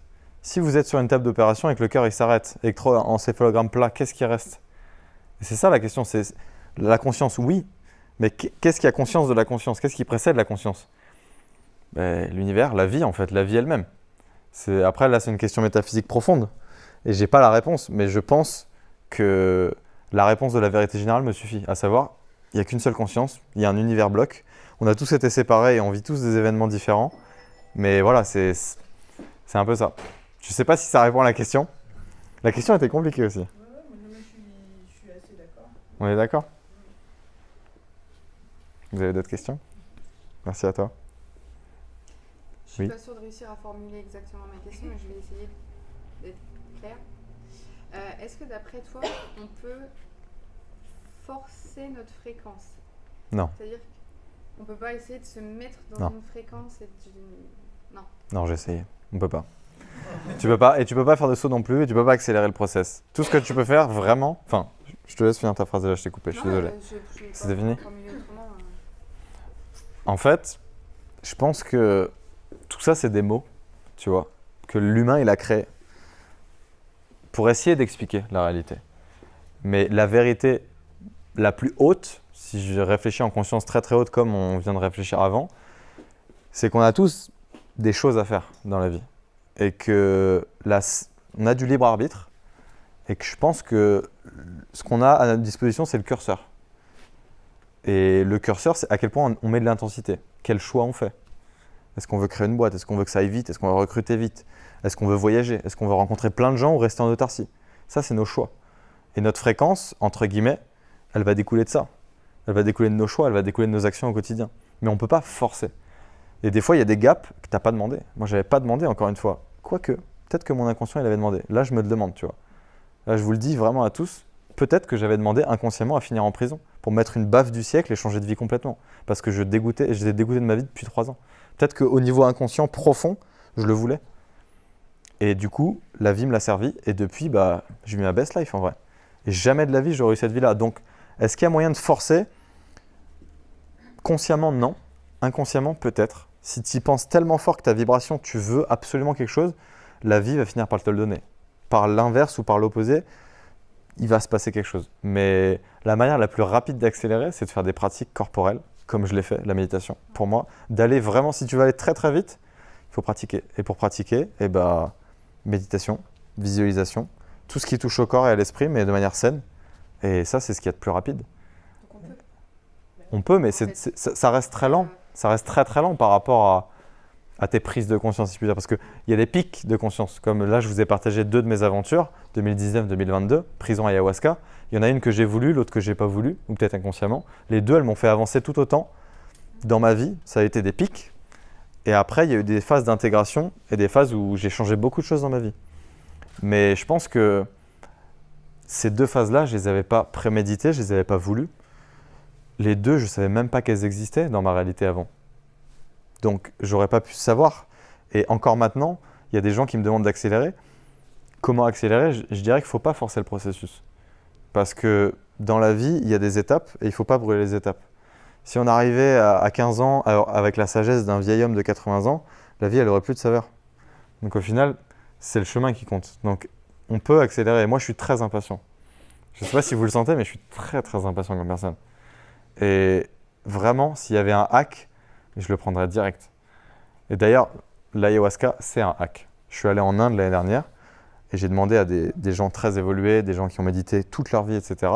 Je leur ai dit ce que j'avais fait. Ils m'ont dit c'est triché. Ils m'ont dit c'est pas normal. Mais pour leur culture à eux, pour les Amérindiens, dans la nature, eux ils vivent dans la nature, pour eux c'est normal. Donc en fait ça dépend de la culture, ça dépend de quelle vie tu mènes, mais on peut aller vite dans l'expérience humaine. On peut comprendre beaucoup de choses, même trop de choses. Il y a des gens qui finissent en dépression à cause de ça. Et ça peut être dangereux aussi. J'en ai croisé aussi. Mais tout dépend à quel point tu veux vivre intensément, tout dépend à quel point tu veux apprécier le chemin. Il y a souvent des gens, ils disent, moi je ne le comprenais pas ça au début, ils disent c'est le chemin, c'est le chemin, c'est le chemin. C'est pas la destination, c'est le chemin, vous verrez, c'est le chemin. Et en fait, à force de marcher sur le chemin, je commence à comprendre un peu ce délire de c'est le chemin. Tu vois ? Là, avec la méditation que j'ai fait, je dis, ah ok, c'est le chemin. En fait, il faut apprécier le chemin. Parce qu'au final, tu recommences le chemin. Donc, j'ai dit un truc deep là au passage d'ailleurs, pour ceux qui comprennent. On recommence le chemin. À la fin du chemin, tu recommences le chemin. Donc, autant le faire lentement. Des fois, tu peux accélérer, mais fais-le à la vitesse parce que de toute manière, il n'y a pas de ligne d'arrivée. Je veux dire, on va tous arriver à la ligne d'arrivée. Mais c'est ta ligne d'arrivée à toi. D'ailleurs, on ne sait pas quand est-ce qu'elle est la ligne d'arrivée au passage. Ce qui peut pousser à aller plus vite ou aller plus lentement. Pour ceux qui se disent, je ne suis pas aligné avec ma vie, je devrais faire autre chose. Si tu demandes à quelqu'un, si tu mourrais demain, est-ce que tu as fait ce que tu avais à faire dans cette vie-là et qui te dit, ah non, j'aurais changé de métier, j'aurais changé de relation, c'est que ça fait longtemps qu'il aurait dû prendre des choix et changer. Et peut-être qu'accélérer, entre guillemets, sa fréquence, le but, c'est pas d'augmenter sa fréquence, le but, c'est de faire les bons choix, je pense. De faire les bons choix relationnels, de dire aux gens qu'on les aime, de faire les choses avant qu'on parte, en fait. Pour moi, c'est ça le truc. C'est ça le truc le plus important. Comme tu disais qu'en fait, les fréquences, nos fréquences, en fait, vont attirer aussi à nous des fréquences positives. Bien sûr. Ma question de base, c'était peut-être un peu plus, même si c'était super intéressant. Désolé, j'ai fait. Il faut m'arrêter quand je pars trop loin. Ça me va bien. Mais là, tout à l'heure, à moins que je n'avais pas compris, mais dans une seule et même journée, on a des fluctuations de fréquences. Oui. Autant très bas que très haut. Oui. Est-ce qu'on peut, à ton avis, essayer de se forcer en disant allez, je suis bien, et essayer de. Ah, la pensée positive. Ouais. Le positif attirant le positif. Oui et non, c'est un peu. En fait, je pense qu'on a une fréquence fondamentale de fond, tu vois. Un mec qui fait du marathon et qui court super bien, eh ben, c'est un coureur, il est entraîné. Donc, qui court ou qui court pas, il a un niveau de course qui est là. Si toi, tu viens et que tu arrives le matin, tu dis, je vais défoncer le marathon, je vais faire en 2 heures. Tu peux te lever tôt pour y aller, tu vois ce que je veux dire ? Lui, il était là. Toi, tu n'as jamais couru de ta vie ou tu as couru une fois, tu es une coureuse de dimanche. Donc, c'est un truc de fond qui monte avec le fond. C'est vraiment un travail de fond. Moi, ça fait que 2 ans que j'ai découvert tout ça. Il y a des gens, ils le font depuis 30 ans, ils ont un niveau qui me surpasse. Il y a même peut-être des gens dans la pièce qui ont un niveau qui me surpasse de très haut et qui ne disent rien. Ça m'est déjà arrivé en conférence, plusieurs fois même. Et c'est beau, parce que tu sais que, voilà. Mais tout ça pour dire que tu peux forcer le process, mais c'est pas une question au moment. En fait, il ne faut pas prendre au pied de la lettre ce que j'ai dit. Il faut le prendre sur une distance très longue, très longue. C'est pas, tu as une émotion positive, pof, tu montes. Tu as une émotion négative, pof, tu redescends. C'est pas aussi simple que ça. C'est à force de ressentir ces émotions moment after moment que petit à petit ton énergie elle change en fait, que ton attitude elle change, que tes rencontres elles changent, qu'il y a des gens qui sortent de ta vie, qu'il y a des nouvelles personnes qui rentrent dans ta vie. Et c'est ça qui se passe, c'est plutôt ça qui se passe. Et Cyril, si tu me permets de rebondir, parce que quand Mélanie a posé sa question, moi ça m'est venu aussi à l'esprit. Ouais. Est-ce que, par rapport à ce que tu disais tout à l'heure sur la loi de l'attraction, ce secret et tout ça, Ouais. est-ce qu'il est possible, je pense que c'est un peu ça que tu veux dire Mélanie, tu m'arrêteras si je me trompe, de maîtriser ses pensées, c'est-à-dire, Non. je te donne un exemple concret, le matin tu te lèves, tu as des pensées Non. négatives, tu te dis putain si ma journée commence comme ça, je suis mort, comment je fais pour, est-ce que je peux vraiment inverser le truc Non. en me disant, Non, les pensées, elles t'appartiennent pas. Le truc le plus dingue que j'ai compris récemment en écoutant des Américains qui sont très très éveillés, les pensées, elles t'appartiennent pas. Les pensées, elles viennent d'où? C'est pas toi qui crée une pensée. La pensée, elle vient du champ quantique, elle vient de quelque part, et hop, elle te traverse et elle part. On peut pas se convaincre. Mais elle vient d'où? C'est pas toi qui la crée la pensée, donc tu peux pas la. Tout ce que tu peux faire, c'est l'observer. C'est ça que tu apprends en méditation. En méditation, tu apprends à observer les émotions et à pas y réagir, ou à y réagir à moindre mesure, et à observer tes pensées. C'est tout ce que tu peux faire, mais tu ne peux pas les contrôler. Moi, je suis pas complètement d'accord. Enfin, c'était justement une question que j'avais. T'as fini, Alex? Yes, de la controverse. Non, mais c'est une question que j'avais parce que moi, je plante le décor. J'avais 2 de moyenne en physique en seconde. Mhm. Heureusement, après j'ai dû arrêter, donc ça m'a sauvée.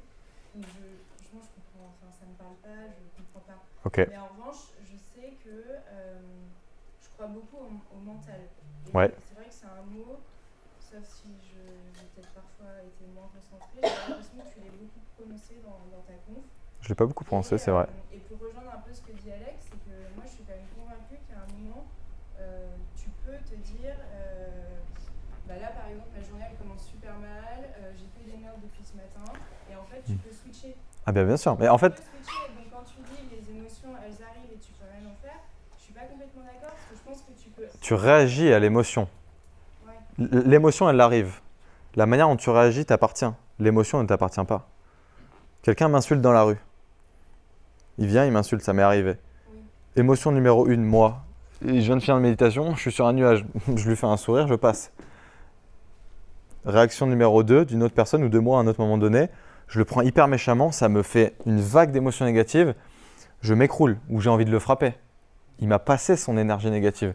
La manière dont je réagis à cette énergie qui me parvient, à cette émotion, elle m'appartient. C'est la réponse qui m'appartient. Mais l'énergie qui me parvient ne m'appartient pas. Et qu'elle vienne de moi ou qu'elle vienne de quelqu'un d'autre. Là, elle venait de quelqu'un d'autre, l'énergie. Elle venait de quelqu'un d'autre qui vient avec de la négativité. Mais s'il y a... Autre exemple, je me permets. Vous me faites ressentir une émotion positive. J'ai une émotion positive, j'ai un sourire, j'ai un truc qui me vient. Je peux être impassible à cette émotion et dire, bof, blasé. Ça m'est arrivé 100 fois. Ou alors me dire, putain, c'est trop cool. Il y a 30 humains dans la pièce, ils me régalent. Ça m'appartient. Pourtant, ça vient de moi. Ça monte de moi. Équanimité. C'est ce que j'ai appris à Vipassana à la retraite. C'est qu'il y a une émotion, il y a une énergie. C'est à toi. Tu as le libre arbitre en fait d'y accorder de l'importance, de l'amplifier ou de l'annihiler, de la couper. C'est ça en fait que tu as. tu veux dire que tu maîtrises pas la source, mais que tu maîtrises la réaction. Voilà, c'est ça, exactement. Est-ce qu'on peut dire que le mental, c'est la capacité à résister à des émotions négatives Bah, c'est ce qu'on s'entraîne à faire en méditation. Enfin, non, on ne s'entraîne pas à résister, on s'entraîne à être détaché. Ouais. Parce qu'en fait, ouais, sans me moquer, Est-ce qu'on peut littéralement. dire que le mental, c'est ça Ouais. Le Le mental. mental, on a l'impression que c'est ce qui se passe dans la tête. Oui, Et mais en tu fait, parles que du cœur. non, je parle beaucoup de la conscience aussi. La conscience, c'est le mental. La conscience de... Quand il dit que tu vois ton émotion, tu la ressens, tu la vis, mais tu n'es pas obligé, t'es pas obligé de la prendre dans toute son entièreté et péter les murs. Donc c'est ton mental qui t'évite de péter les murs. En fait, je pense qu'il y a peut-être dans mon vocabulaire un truc que j'ai pas fait matcher. Le mental, il est présent dans toute ma conf. Je fais que parler du mental, mais j'utilise pas le mot. C'est Mais tout est mental. Parce que tous ces trucs théoriques là que je vous ai balancés, ces chiffres, ces couleurs, ces mots, ces trucs, c'est du mental. Tout ça, c'est du mental. C'est le hamster qui court dans le mental. Mais ce que je voulais faire, vraiment, mon intention profonde, c'était de rester là et là, parce que le mental, ça, vous aurez tout oublié dans un mois. C'est sûr. Quasiment la moitié ou les 3/4. Parce que le mental, il oublie tout. Il se passe trop de trucs dans nos vies. Et donc, moi, volontairement, je voulais rester au niveau émotionnel. Mais effectivement, quand tu fais de la méditation, mais tu as 10 000 pensées à la seconde. C'est horrible. Et les émotions, elles sont là, mais c'est les pensées qui t'envahissent. Moi, ce qui m'a envahi le plus, c'était les pensées, c'était pas les émotions. C'était les pensées le plus dur à gérer. Parce que le mental, il s'arrête jamais, même quand tu dors. C'est H24 tout le temps. Et ça, c'est encore plus dur. Regarder une pensée sans réagir, je trouve que c'est encore plus dur que regarder une émotion et sans réagir. Après, c'est ma perception des choses, parce que moi, je suis assez neuroatypique, donc j'ai beaucoup de pensées à la seconde qui fusent. Peut-être pour d'autres gens, le rythme, il est plus lent des pensées, mais je pense que globalement, on a tous le même problème. Je ne sais pas si ça répond à ta question. Ok, super. C'était toi avant, je crois. Après, moi, j'ai pas vraiment de questions, mais juste pour rebondir, j'ai pas la même expérience que toi par rapport au fait d'augmenter son état vibratoire. Ok. Et moi, je pense qu'on peut facilement l'augmenter par la méditation, mais plutôt ça va être des méditations guidées basées sur des émotions positives. Et ça, aujourd'hui, on arrive à mesurer qu'on peut augmenter et avec la puissance du groupe dans une Bien méditation. sûr. Donc on peut facilement, en quelques jours, on changer peut, oui. l'état vibratoire en restant Mais, sur des émotions mais toutes les secondes, on change d'état vibratoire en fait. Ce que je voulais dire dans la réponse, c'est que pour moi, c'est pas bien de griller les étapes trop vite, trop fort. C'est-à-dire que si tu fais un saut quantique à quelqu'un, et ça existe, hein, je connais des gens dans mes contacts qui m'ont déjà proposé d'aller dans une salle avec quelqu'un qui est très fort en énergie et de dire ok, on va faire un transfert d'énergie, je vais t'envoyer très très haut d'un coup. Je sais que c'est possible, je sais que ça existe, je sais qu'il y a même des manières de le faire. Et pour avoir expérimenté certaines choses avec d'autres humains, je sais même que ça peut provoquer des réactions très désagréables, type vomissement et autres. Moi, j'ai pas eu ces Et c'est pour ça qu'avec l'expérience, je dis qu'il faut faire attention à quel point on veut aller vite. Mais bien évidemment qu'avec la méditation, c'est ce qu'on recherche, c'est ce que j'ai dit d'ailleurs. Le moyen d'aller plus vite, méditation.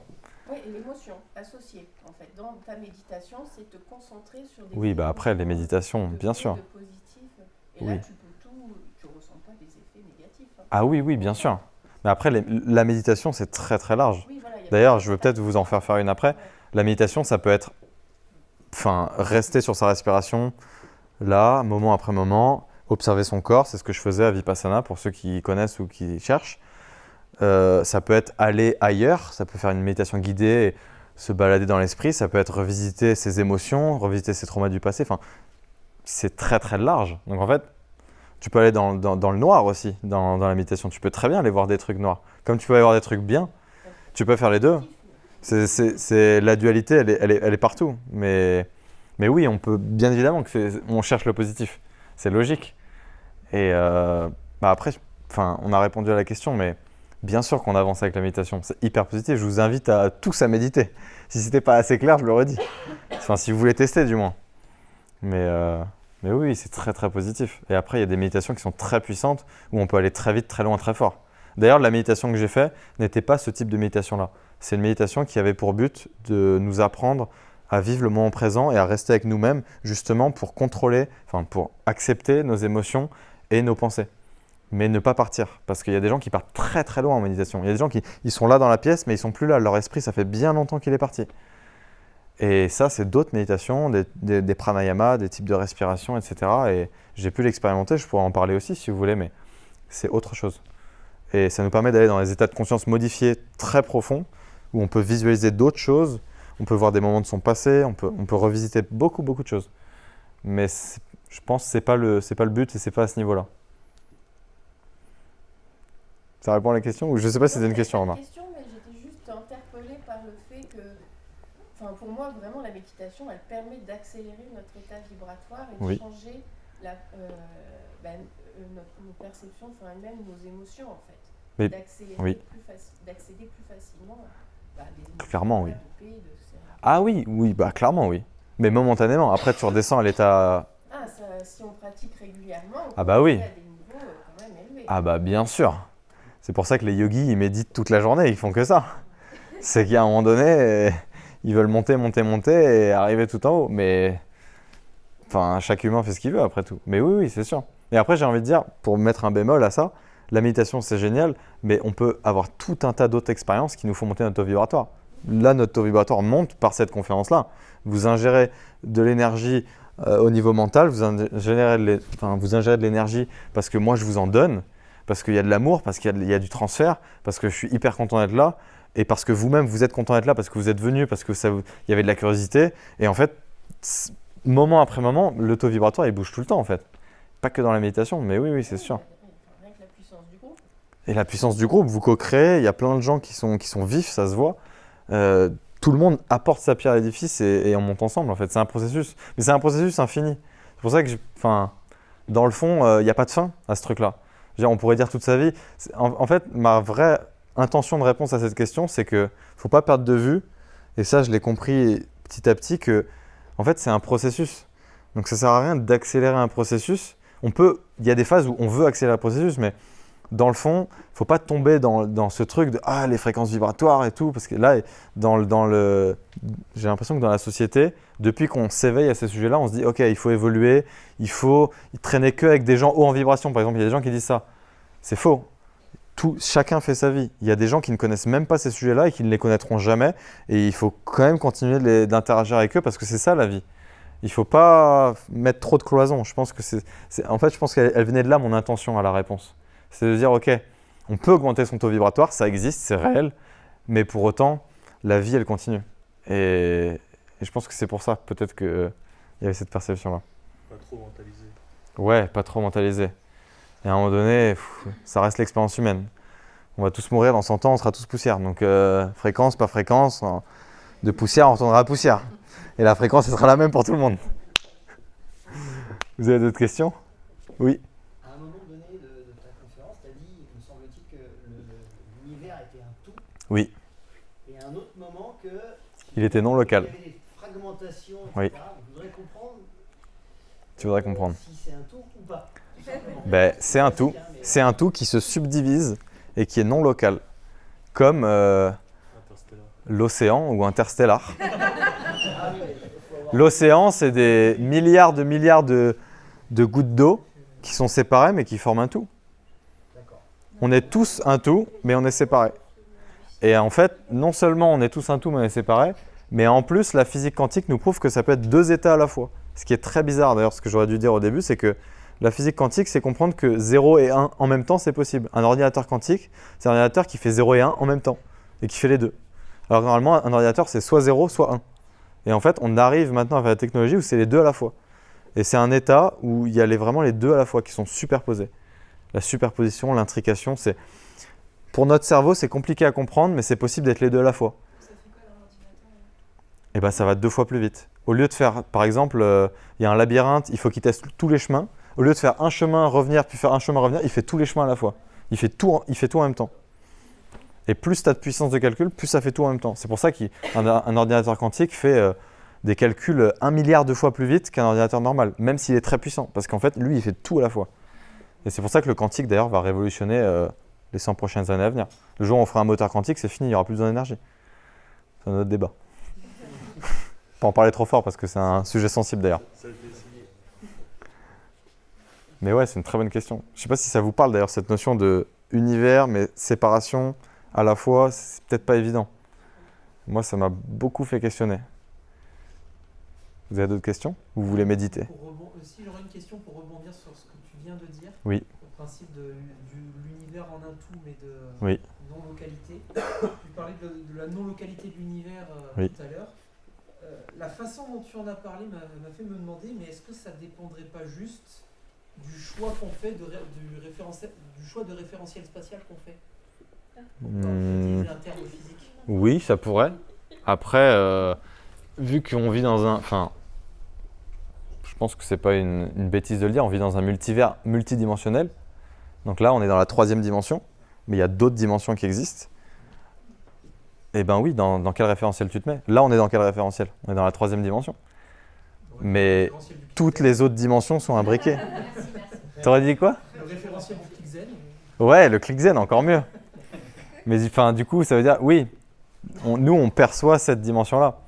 Mais s'il y a des choses qui sont perceptibles dans d'autres dimensions et dans d'autres temporalités, est-ce qu'elles existent quand même? Elles font partie du tout?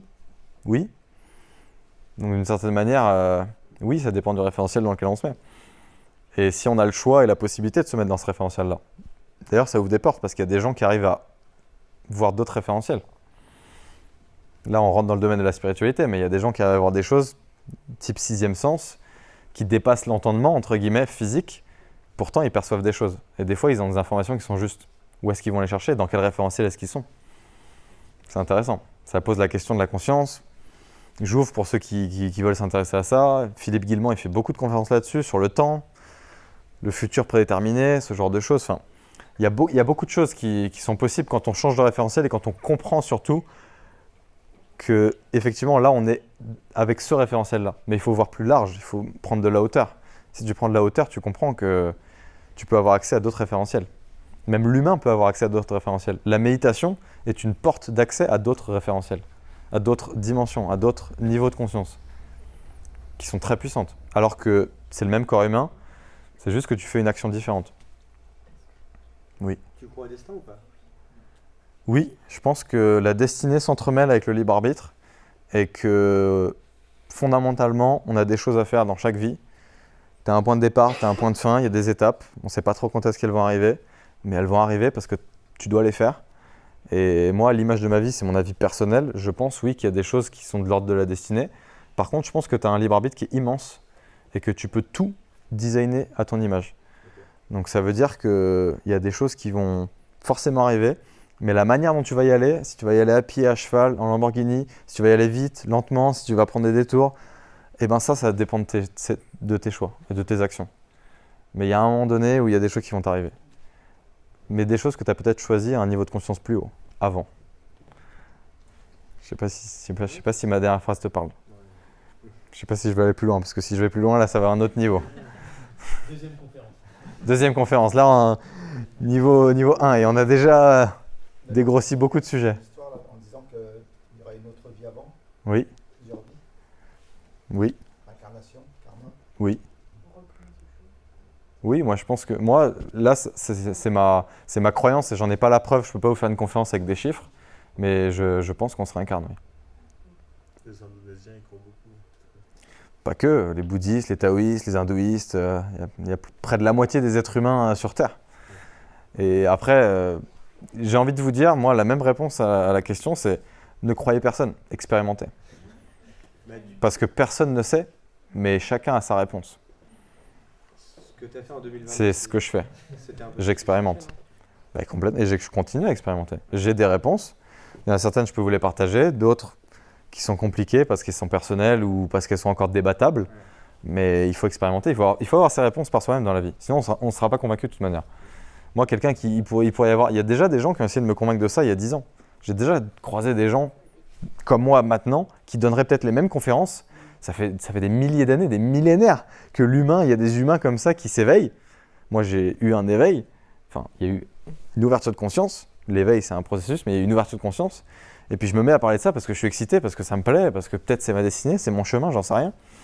Mais dans le fond, c'est un cycle infini. Donc, vous allez vous réincarner, vous allez vous réveiller, et vous allez vous rendormir, vous allez retourner à la poussière, et puis ça va recommencer. C'est pour ça que tout à l'heure, je disais, le chemin, on le parcourt tous. On est tous sur le chemin. Et ça recommence. Donc, d'une certaine manière, ça ne sert à rien de se stresser. Est-ce que les choix qu'on fait justement sur ce chemin, justement pour être dans les meilleurs choix, ce ne serait pas l'idée d'être guidé par cette excitation? Bien sûr. Ah mais 100%, je te rejoins. Moi, c'est ma règle numéro 1. Je pense que ça fait 2 ans et vraiment, ma seule règle, c'est de suivre mon excitation. Et pas que émotionnelle, intellectuelle, elle est très forte chez moi. Très très forte, elle m'a amené à faire des voyages entiers. J'ai voyagé juste pour des raisons intellectuelles. J'ai suivi des gens juste pour des raisons émotionnelles, parce que j'avais envie d'être avec ces personnes-là. Et tout ça, ça découlait et du cœur, et de l'envie, et de l'intention que j'y mettais. Et moi, je suis persuadé que tout est défini par ça, et que pour répondre à la question de tout à l'heure, les vibrations et les fréquences, elles accélèrent aussi si tu suis ton cœur. Donc si tu suis ton cœur, tu accélères encore plus vite. Et tu balayes tout le reste. Donc méditation ou pas méditation, il y a des gens, je pense, qui est... T'as répondu, je pense que tu voulais y répondre. Tu voulais que j'y réponde, mais t'avais déjà la réponse. Mais oui, bien joué. Très bien joué, c'est cadeau. Non mais oui, ça, en fait, faut pas oublier une chose, c'est que ça c'est mon référentiel que je vous expose. C'est ma vie avec ma logique de ma vie, de physicien, d'un papa qui est chercheur en physique, d'un grand-père qui était physicien aussi. Je suis matrixé par la physique, enfin je veux dire je suis bizarre. Vraiment, je suis un humain bizarre. C'est-à-dire qu'il y a des humains qui comprennent pas tous ces trucs-là et qui sont 1000 fois au-dessus de moi en termes de fréquence. 1 million de fois. Il y a des gens qui sont analphabètes en Inde, ou même dans notre pays, qui ont des cœurs gros comme ça, voilà. Enfin, je veux dire, en termes de fréquence, il n'y aurait même pas moyen de les mesurer tellement qu'ils sont hauts. Mais il y a d'autres chemins de vie. En fait, il faut penser par l'absurde. C'est que tout ce que je viens de dire, ça n'a aucun sens présentement si on comprend que la vie est totalement dénuée de sens, dans le sens où, c'est pour ça que je répète que tout part par le cœur, c'est qu'il n'y a pas d'explication. Les chiffres, on les a créés pour essayer d'expliquer la réalité, mais ça n'a pas de sens en vérité. Enfin, il y a un sens, il y a un grand sens à tout ça, mais le sens, c'est d'expérimenter, c'est de vivre, c'est d'aimer, c'est ce que j'ai dit tout à l'heure. Quand je vous ai montré l'amour, l'amour, c'est la réponse en fait. C'est la réponse qui est au-dessus de toutes les autres réponses. On pourrait expérimenter toute la réalité, mettre des chiffres, tout ça. La vraie réponse, c'est l'amour. Mais c'est une réponse qui est universelle parce qu'il n'y a pas besoin d'avoir fait Bac+12 en fait, pour ressentir de l'amour. Et c'est ça qui est beau entre les humains. Et c'est aussi la raison de mon projet. C'est que Time for Human, et j'essaye de vulgariser au plus simple pour que tout le monde comprenne. Pour que tous les gens qui aient fait de la physique ou pas à l'école, qui comprennent qu'on peut passer par les couleurs, on peut passer par tout, on peut passer par fermer les yeux et tu vas ressentir quelque chose sans parler. Je le fais aussi d'ailleurs, pour ressentir quelque chose. Et je pense que c'est là que c'est encore plus intéressant. C'est quand ça transcende ce que nous, les humains, on essaye de mettre par des mots, des chiffres, des lettres. Ça n'a aucun sens, ça, en vérité. Et c'est d'autant plus pour ça qu'il y a d'autres humains sur la planète qui comprennent des trucs qui sont bien plus hauts que nous. Et là, ça, je vous le donne pour l'ouverture d'esprit. Moi, le voyage m'a ouvert beaucoup les yeux là-dessus. C'est qu'on est loin d'être évolué. Avec notre petite chaussure en triangle, là. Il y a des Asiates, ou même des Indiens, ou des gens en Afrique, ou des gens partout sur cette planète qui ont des savoirs et des connaissances qui dépassent l'entendement des meilleurs chirurgiens, des meilleurs scientifiques, de tout ça, qui sont connectés à l'univers tout entier, sur la médecine, etc. Et ils n'ont pas ces connaissances-là, mais ils n'en ont pas besoin. Parce qu'eux, ils sont au-dessus. Je peux vous dire que la personne avec qui j'ai fait l'ayahuasca, la chamane, elle a vu toute ma vie. Elle ne m'a même pas posé une seule question. Parce qu'elle arrive à lire les énergies, elle connecte. Et elle a un savoir qui dépasse. Et il y a des gens qui arrivent à développer ces savoirs-là et qui les partagent ou pas. Nous, en Occident, on est sur le chemin, péniblement, on essaie de comprendre. Mais il nous faut des trucs comme ça. Il nous faut des trucs, des cadrés, des machins, parce que c'est comme ça qu'on a construit la société. Mais si on pense par l'absurde, si on s'ouvre l'esprit, si on essaye vraiment de voir plus loin, plus fort, qu'on fait des expériences qui ouvrent à la transcendance, comme j'ai pu le faire, ou d'autres expériences, la méditation, n'importe, il y en a plein qui existent, et bien là, on commence à comprendre qu'en fait, c'est beaucoup plus profond que ça. Et je vous invite à essayer de, ne serait-ce qu'au niveau intellectuel, ouvrir le champ des possibles. Et penser contre vous-même aussi, parce que c'est dur au début de penser contre soi-même. Moi, j'aurais peut-être pas fait ces expériences-là. Dans mon moi du passé, je les aurais peut-être pas fait. Vous avez d'autres questions ou vous voulez méditer un peu? Est-ce que vous êtes motivé à expérimenter? Si j'ai encore un peu d'énergie pour vous faire une toute petite méditation guidée. Et en plus, il y a une belle énergie dans la salle, donc je suis sûr que vous allez co-créer beaucoup plus que moi. Moi, je suis juste un canal pour transmettre par la voix. Et d'ailleurs, au passage, c'est pour ça que je prends autant plaisir à donner le canal, c'est que j'ai découvert sur mon chemin que le plus important, c'est pas celui qui parle. Le plus important, c'est l'information et l'énergie qui transite. Et au final, je suis qu'un vecteur de tout ça. Et vous l'êtes tout autant. C'est ce qu'on s'est dit au début, mais là, ça prend encore plus de sens de se le redire. Donc, si vous voulez, méditons. Je vais vous inviter à fermer les yeux, à prendre une posture... Enfin, si vous êtes tous OK. Hein. Bonne énergie pour le cocktail. Bonne énergie pour le cocktail. Bonne énergie. Ce sera pas long et ceux qui veulent faire une belle méditation, faites. Ceux qui se sentent pas, je force personne. Vous n'êtes même pas obligé de fermer les yeux, mais je vous invite quand même, parce que ça peut être sympa de se relaxer un peu. Je vais fermer les yeux aussi, comme ça, je verrai personne. Donc je vous invite à fermer les yeux. Mon débit de parole, il va être un peu plus lent. C'est pour vraiment permettre de relâcher. Je vous invite à prendre une position où vous pouvez être relâché, donc pas stressé, de poser vos mains, peut-être poser vos bras dans une position confortable, de relâcher un peu votre dos, qui reste droit mais relâché, et de faire une pause en fait, un peu comme ce que j'ai vécu et ce que je vous ai dit tout à l'heure. C'est switch off, quoi, détaché. Et imaginez que vous êtes beaucoup plus relax et essayez de détendre vraiment toutes les parties de votre corps. De détendre votre tête, de détendre votre visage, de détendre la nuque, de détendre les épaules, de détendre les pectoraux, les bras, les coudes, les avant-bras, les mains, et vraiment de ressentir ce relâchement, ce poids. Et en même temps, de garder votre respiration un petit peu légère, vraiment très légère, naturelle, sans forcer, mais de la sentir légère.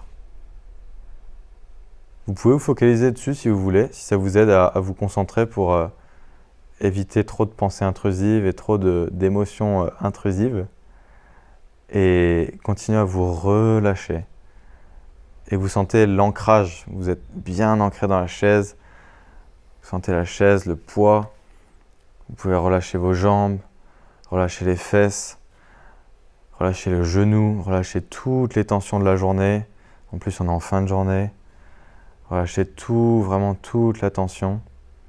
Et détendre les pieds. Et vous pouvez sentir que votre corps, il est complètement relâché. Et en sentant que votre corps est relâché, vous pouvez voir l'activité de votre conscience et vous pouvez sentir peut-être l'énergie qui parcourt votre corps. Ou du moins certaines parties de votre corps qui sont plus sensibles que d'autres.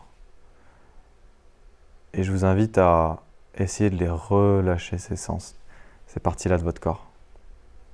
Et à comprendre que là où vous mettez votre attention, votre énergie, eh bien vous avez un impact. Et si vous pensez à une partie en particulier qui est plus endolorie, eh bien vous pouvez la relâcher. Et au plus vous allez aller dans cet état relâché, peut-être au plus vous pouvez vous faire bercer un petit peu par le son de ma voix et avoir vous-même votre pratique. Je suis juste là pour vous accompagner. Et bien, vous pouvez prendre conscience et avoir la gratitude pour cette soirée. Avoir la gratitude envers les organisateurs, toutes les personnes qui sont présentes. Et vous remercier pour avoir été là et prendre plaisir. Et aussi sentir vraiment ce que ça vous aura apporté. Peut-être motiver, inspirer, peut-être attiser de la curiosité, je ne sais pas. Ceci étant, vous vous rappellerez que vous avez passé un moment ici et quoi qu'il advienne dans le futur, ça laissera une trace.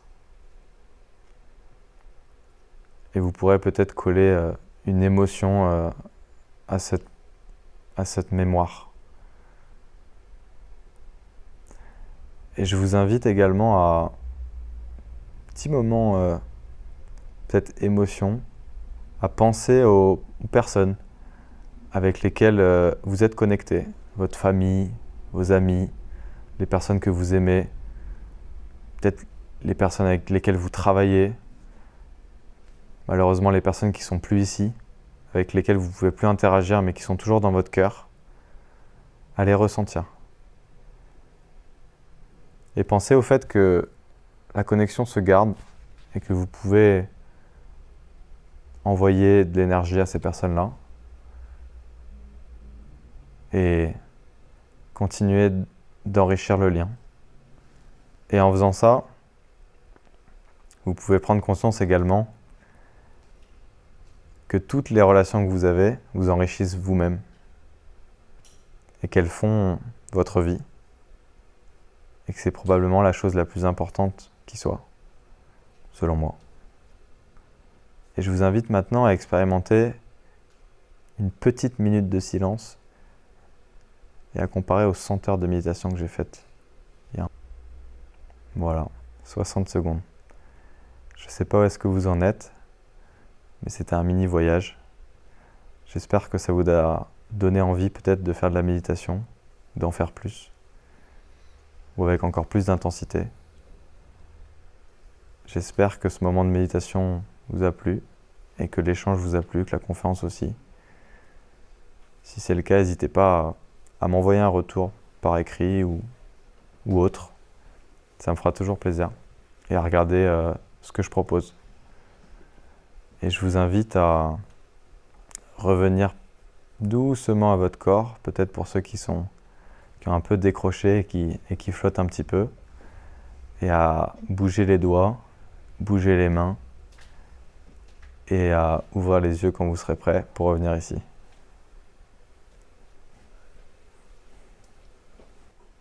« 5 minutes, hein, je vous ai pas menti, j'ai pas fait plus. J'ai pas fait trop puissant, trop loin.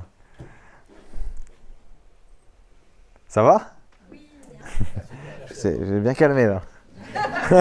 Je sens que c'est... On va remettre de l'énergie, on va déboucher. Ouais, bah allez, vas-y.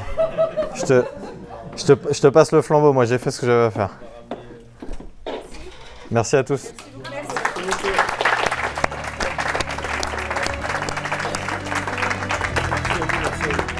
Merci à toi, c'était cool. Super.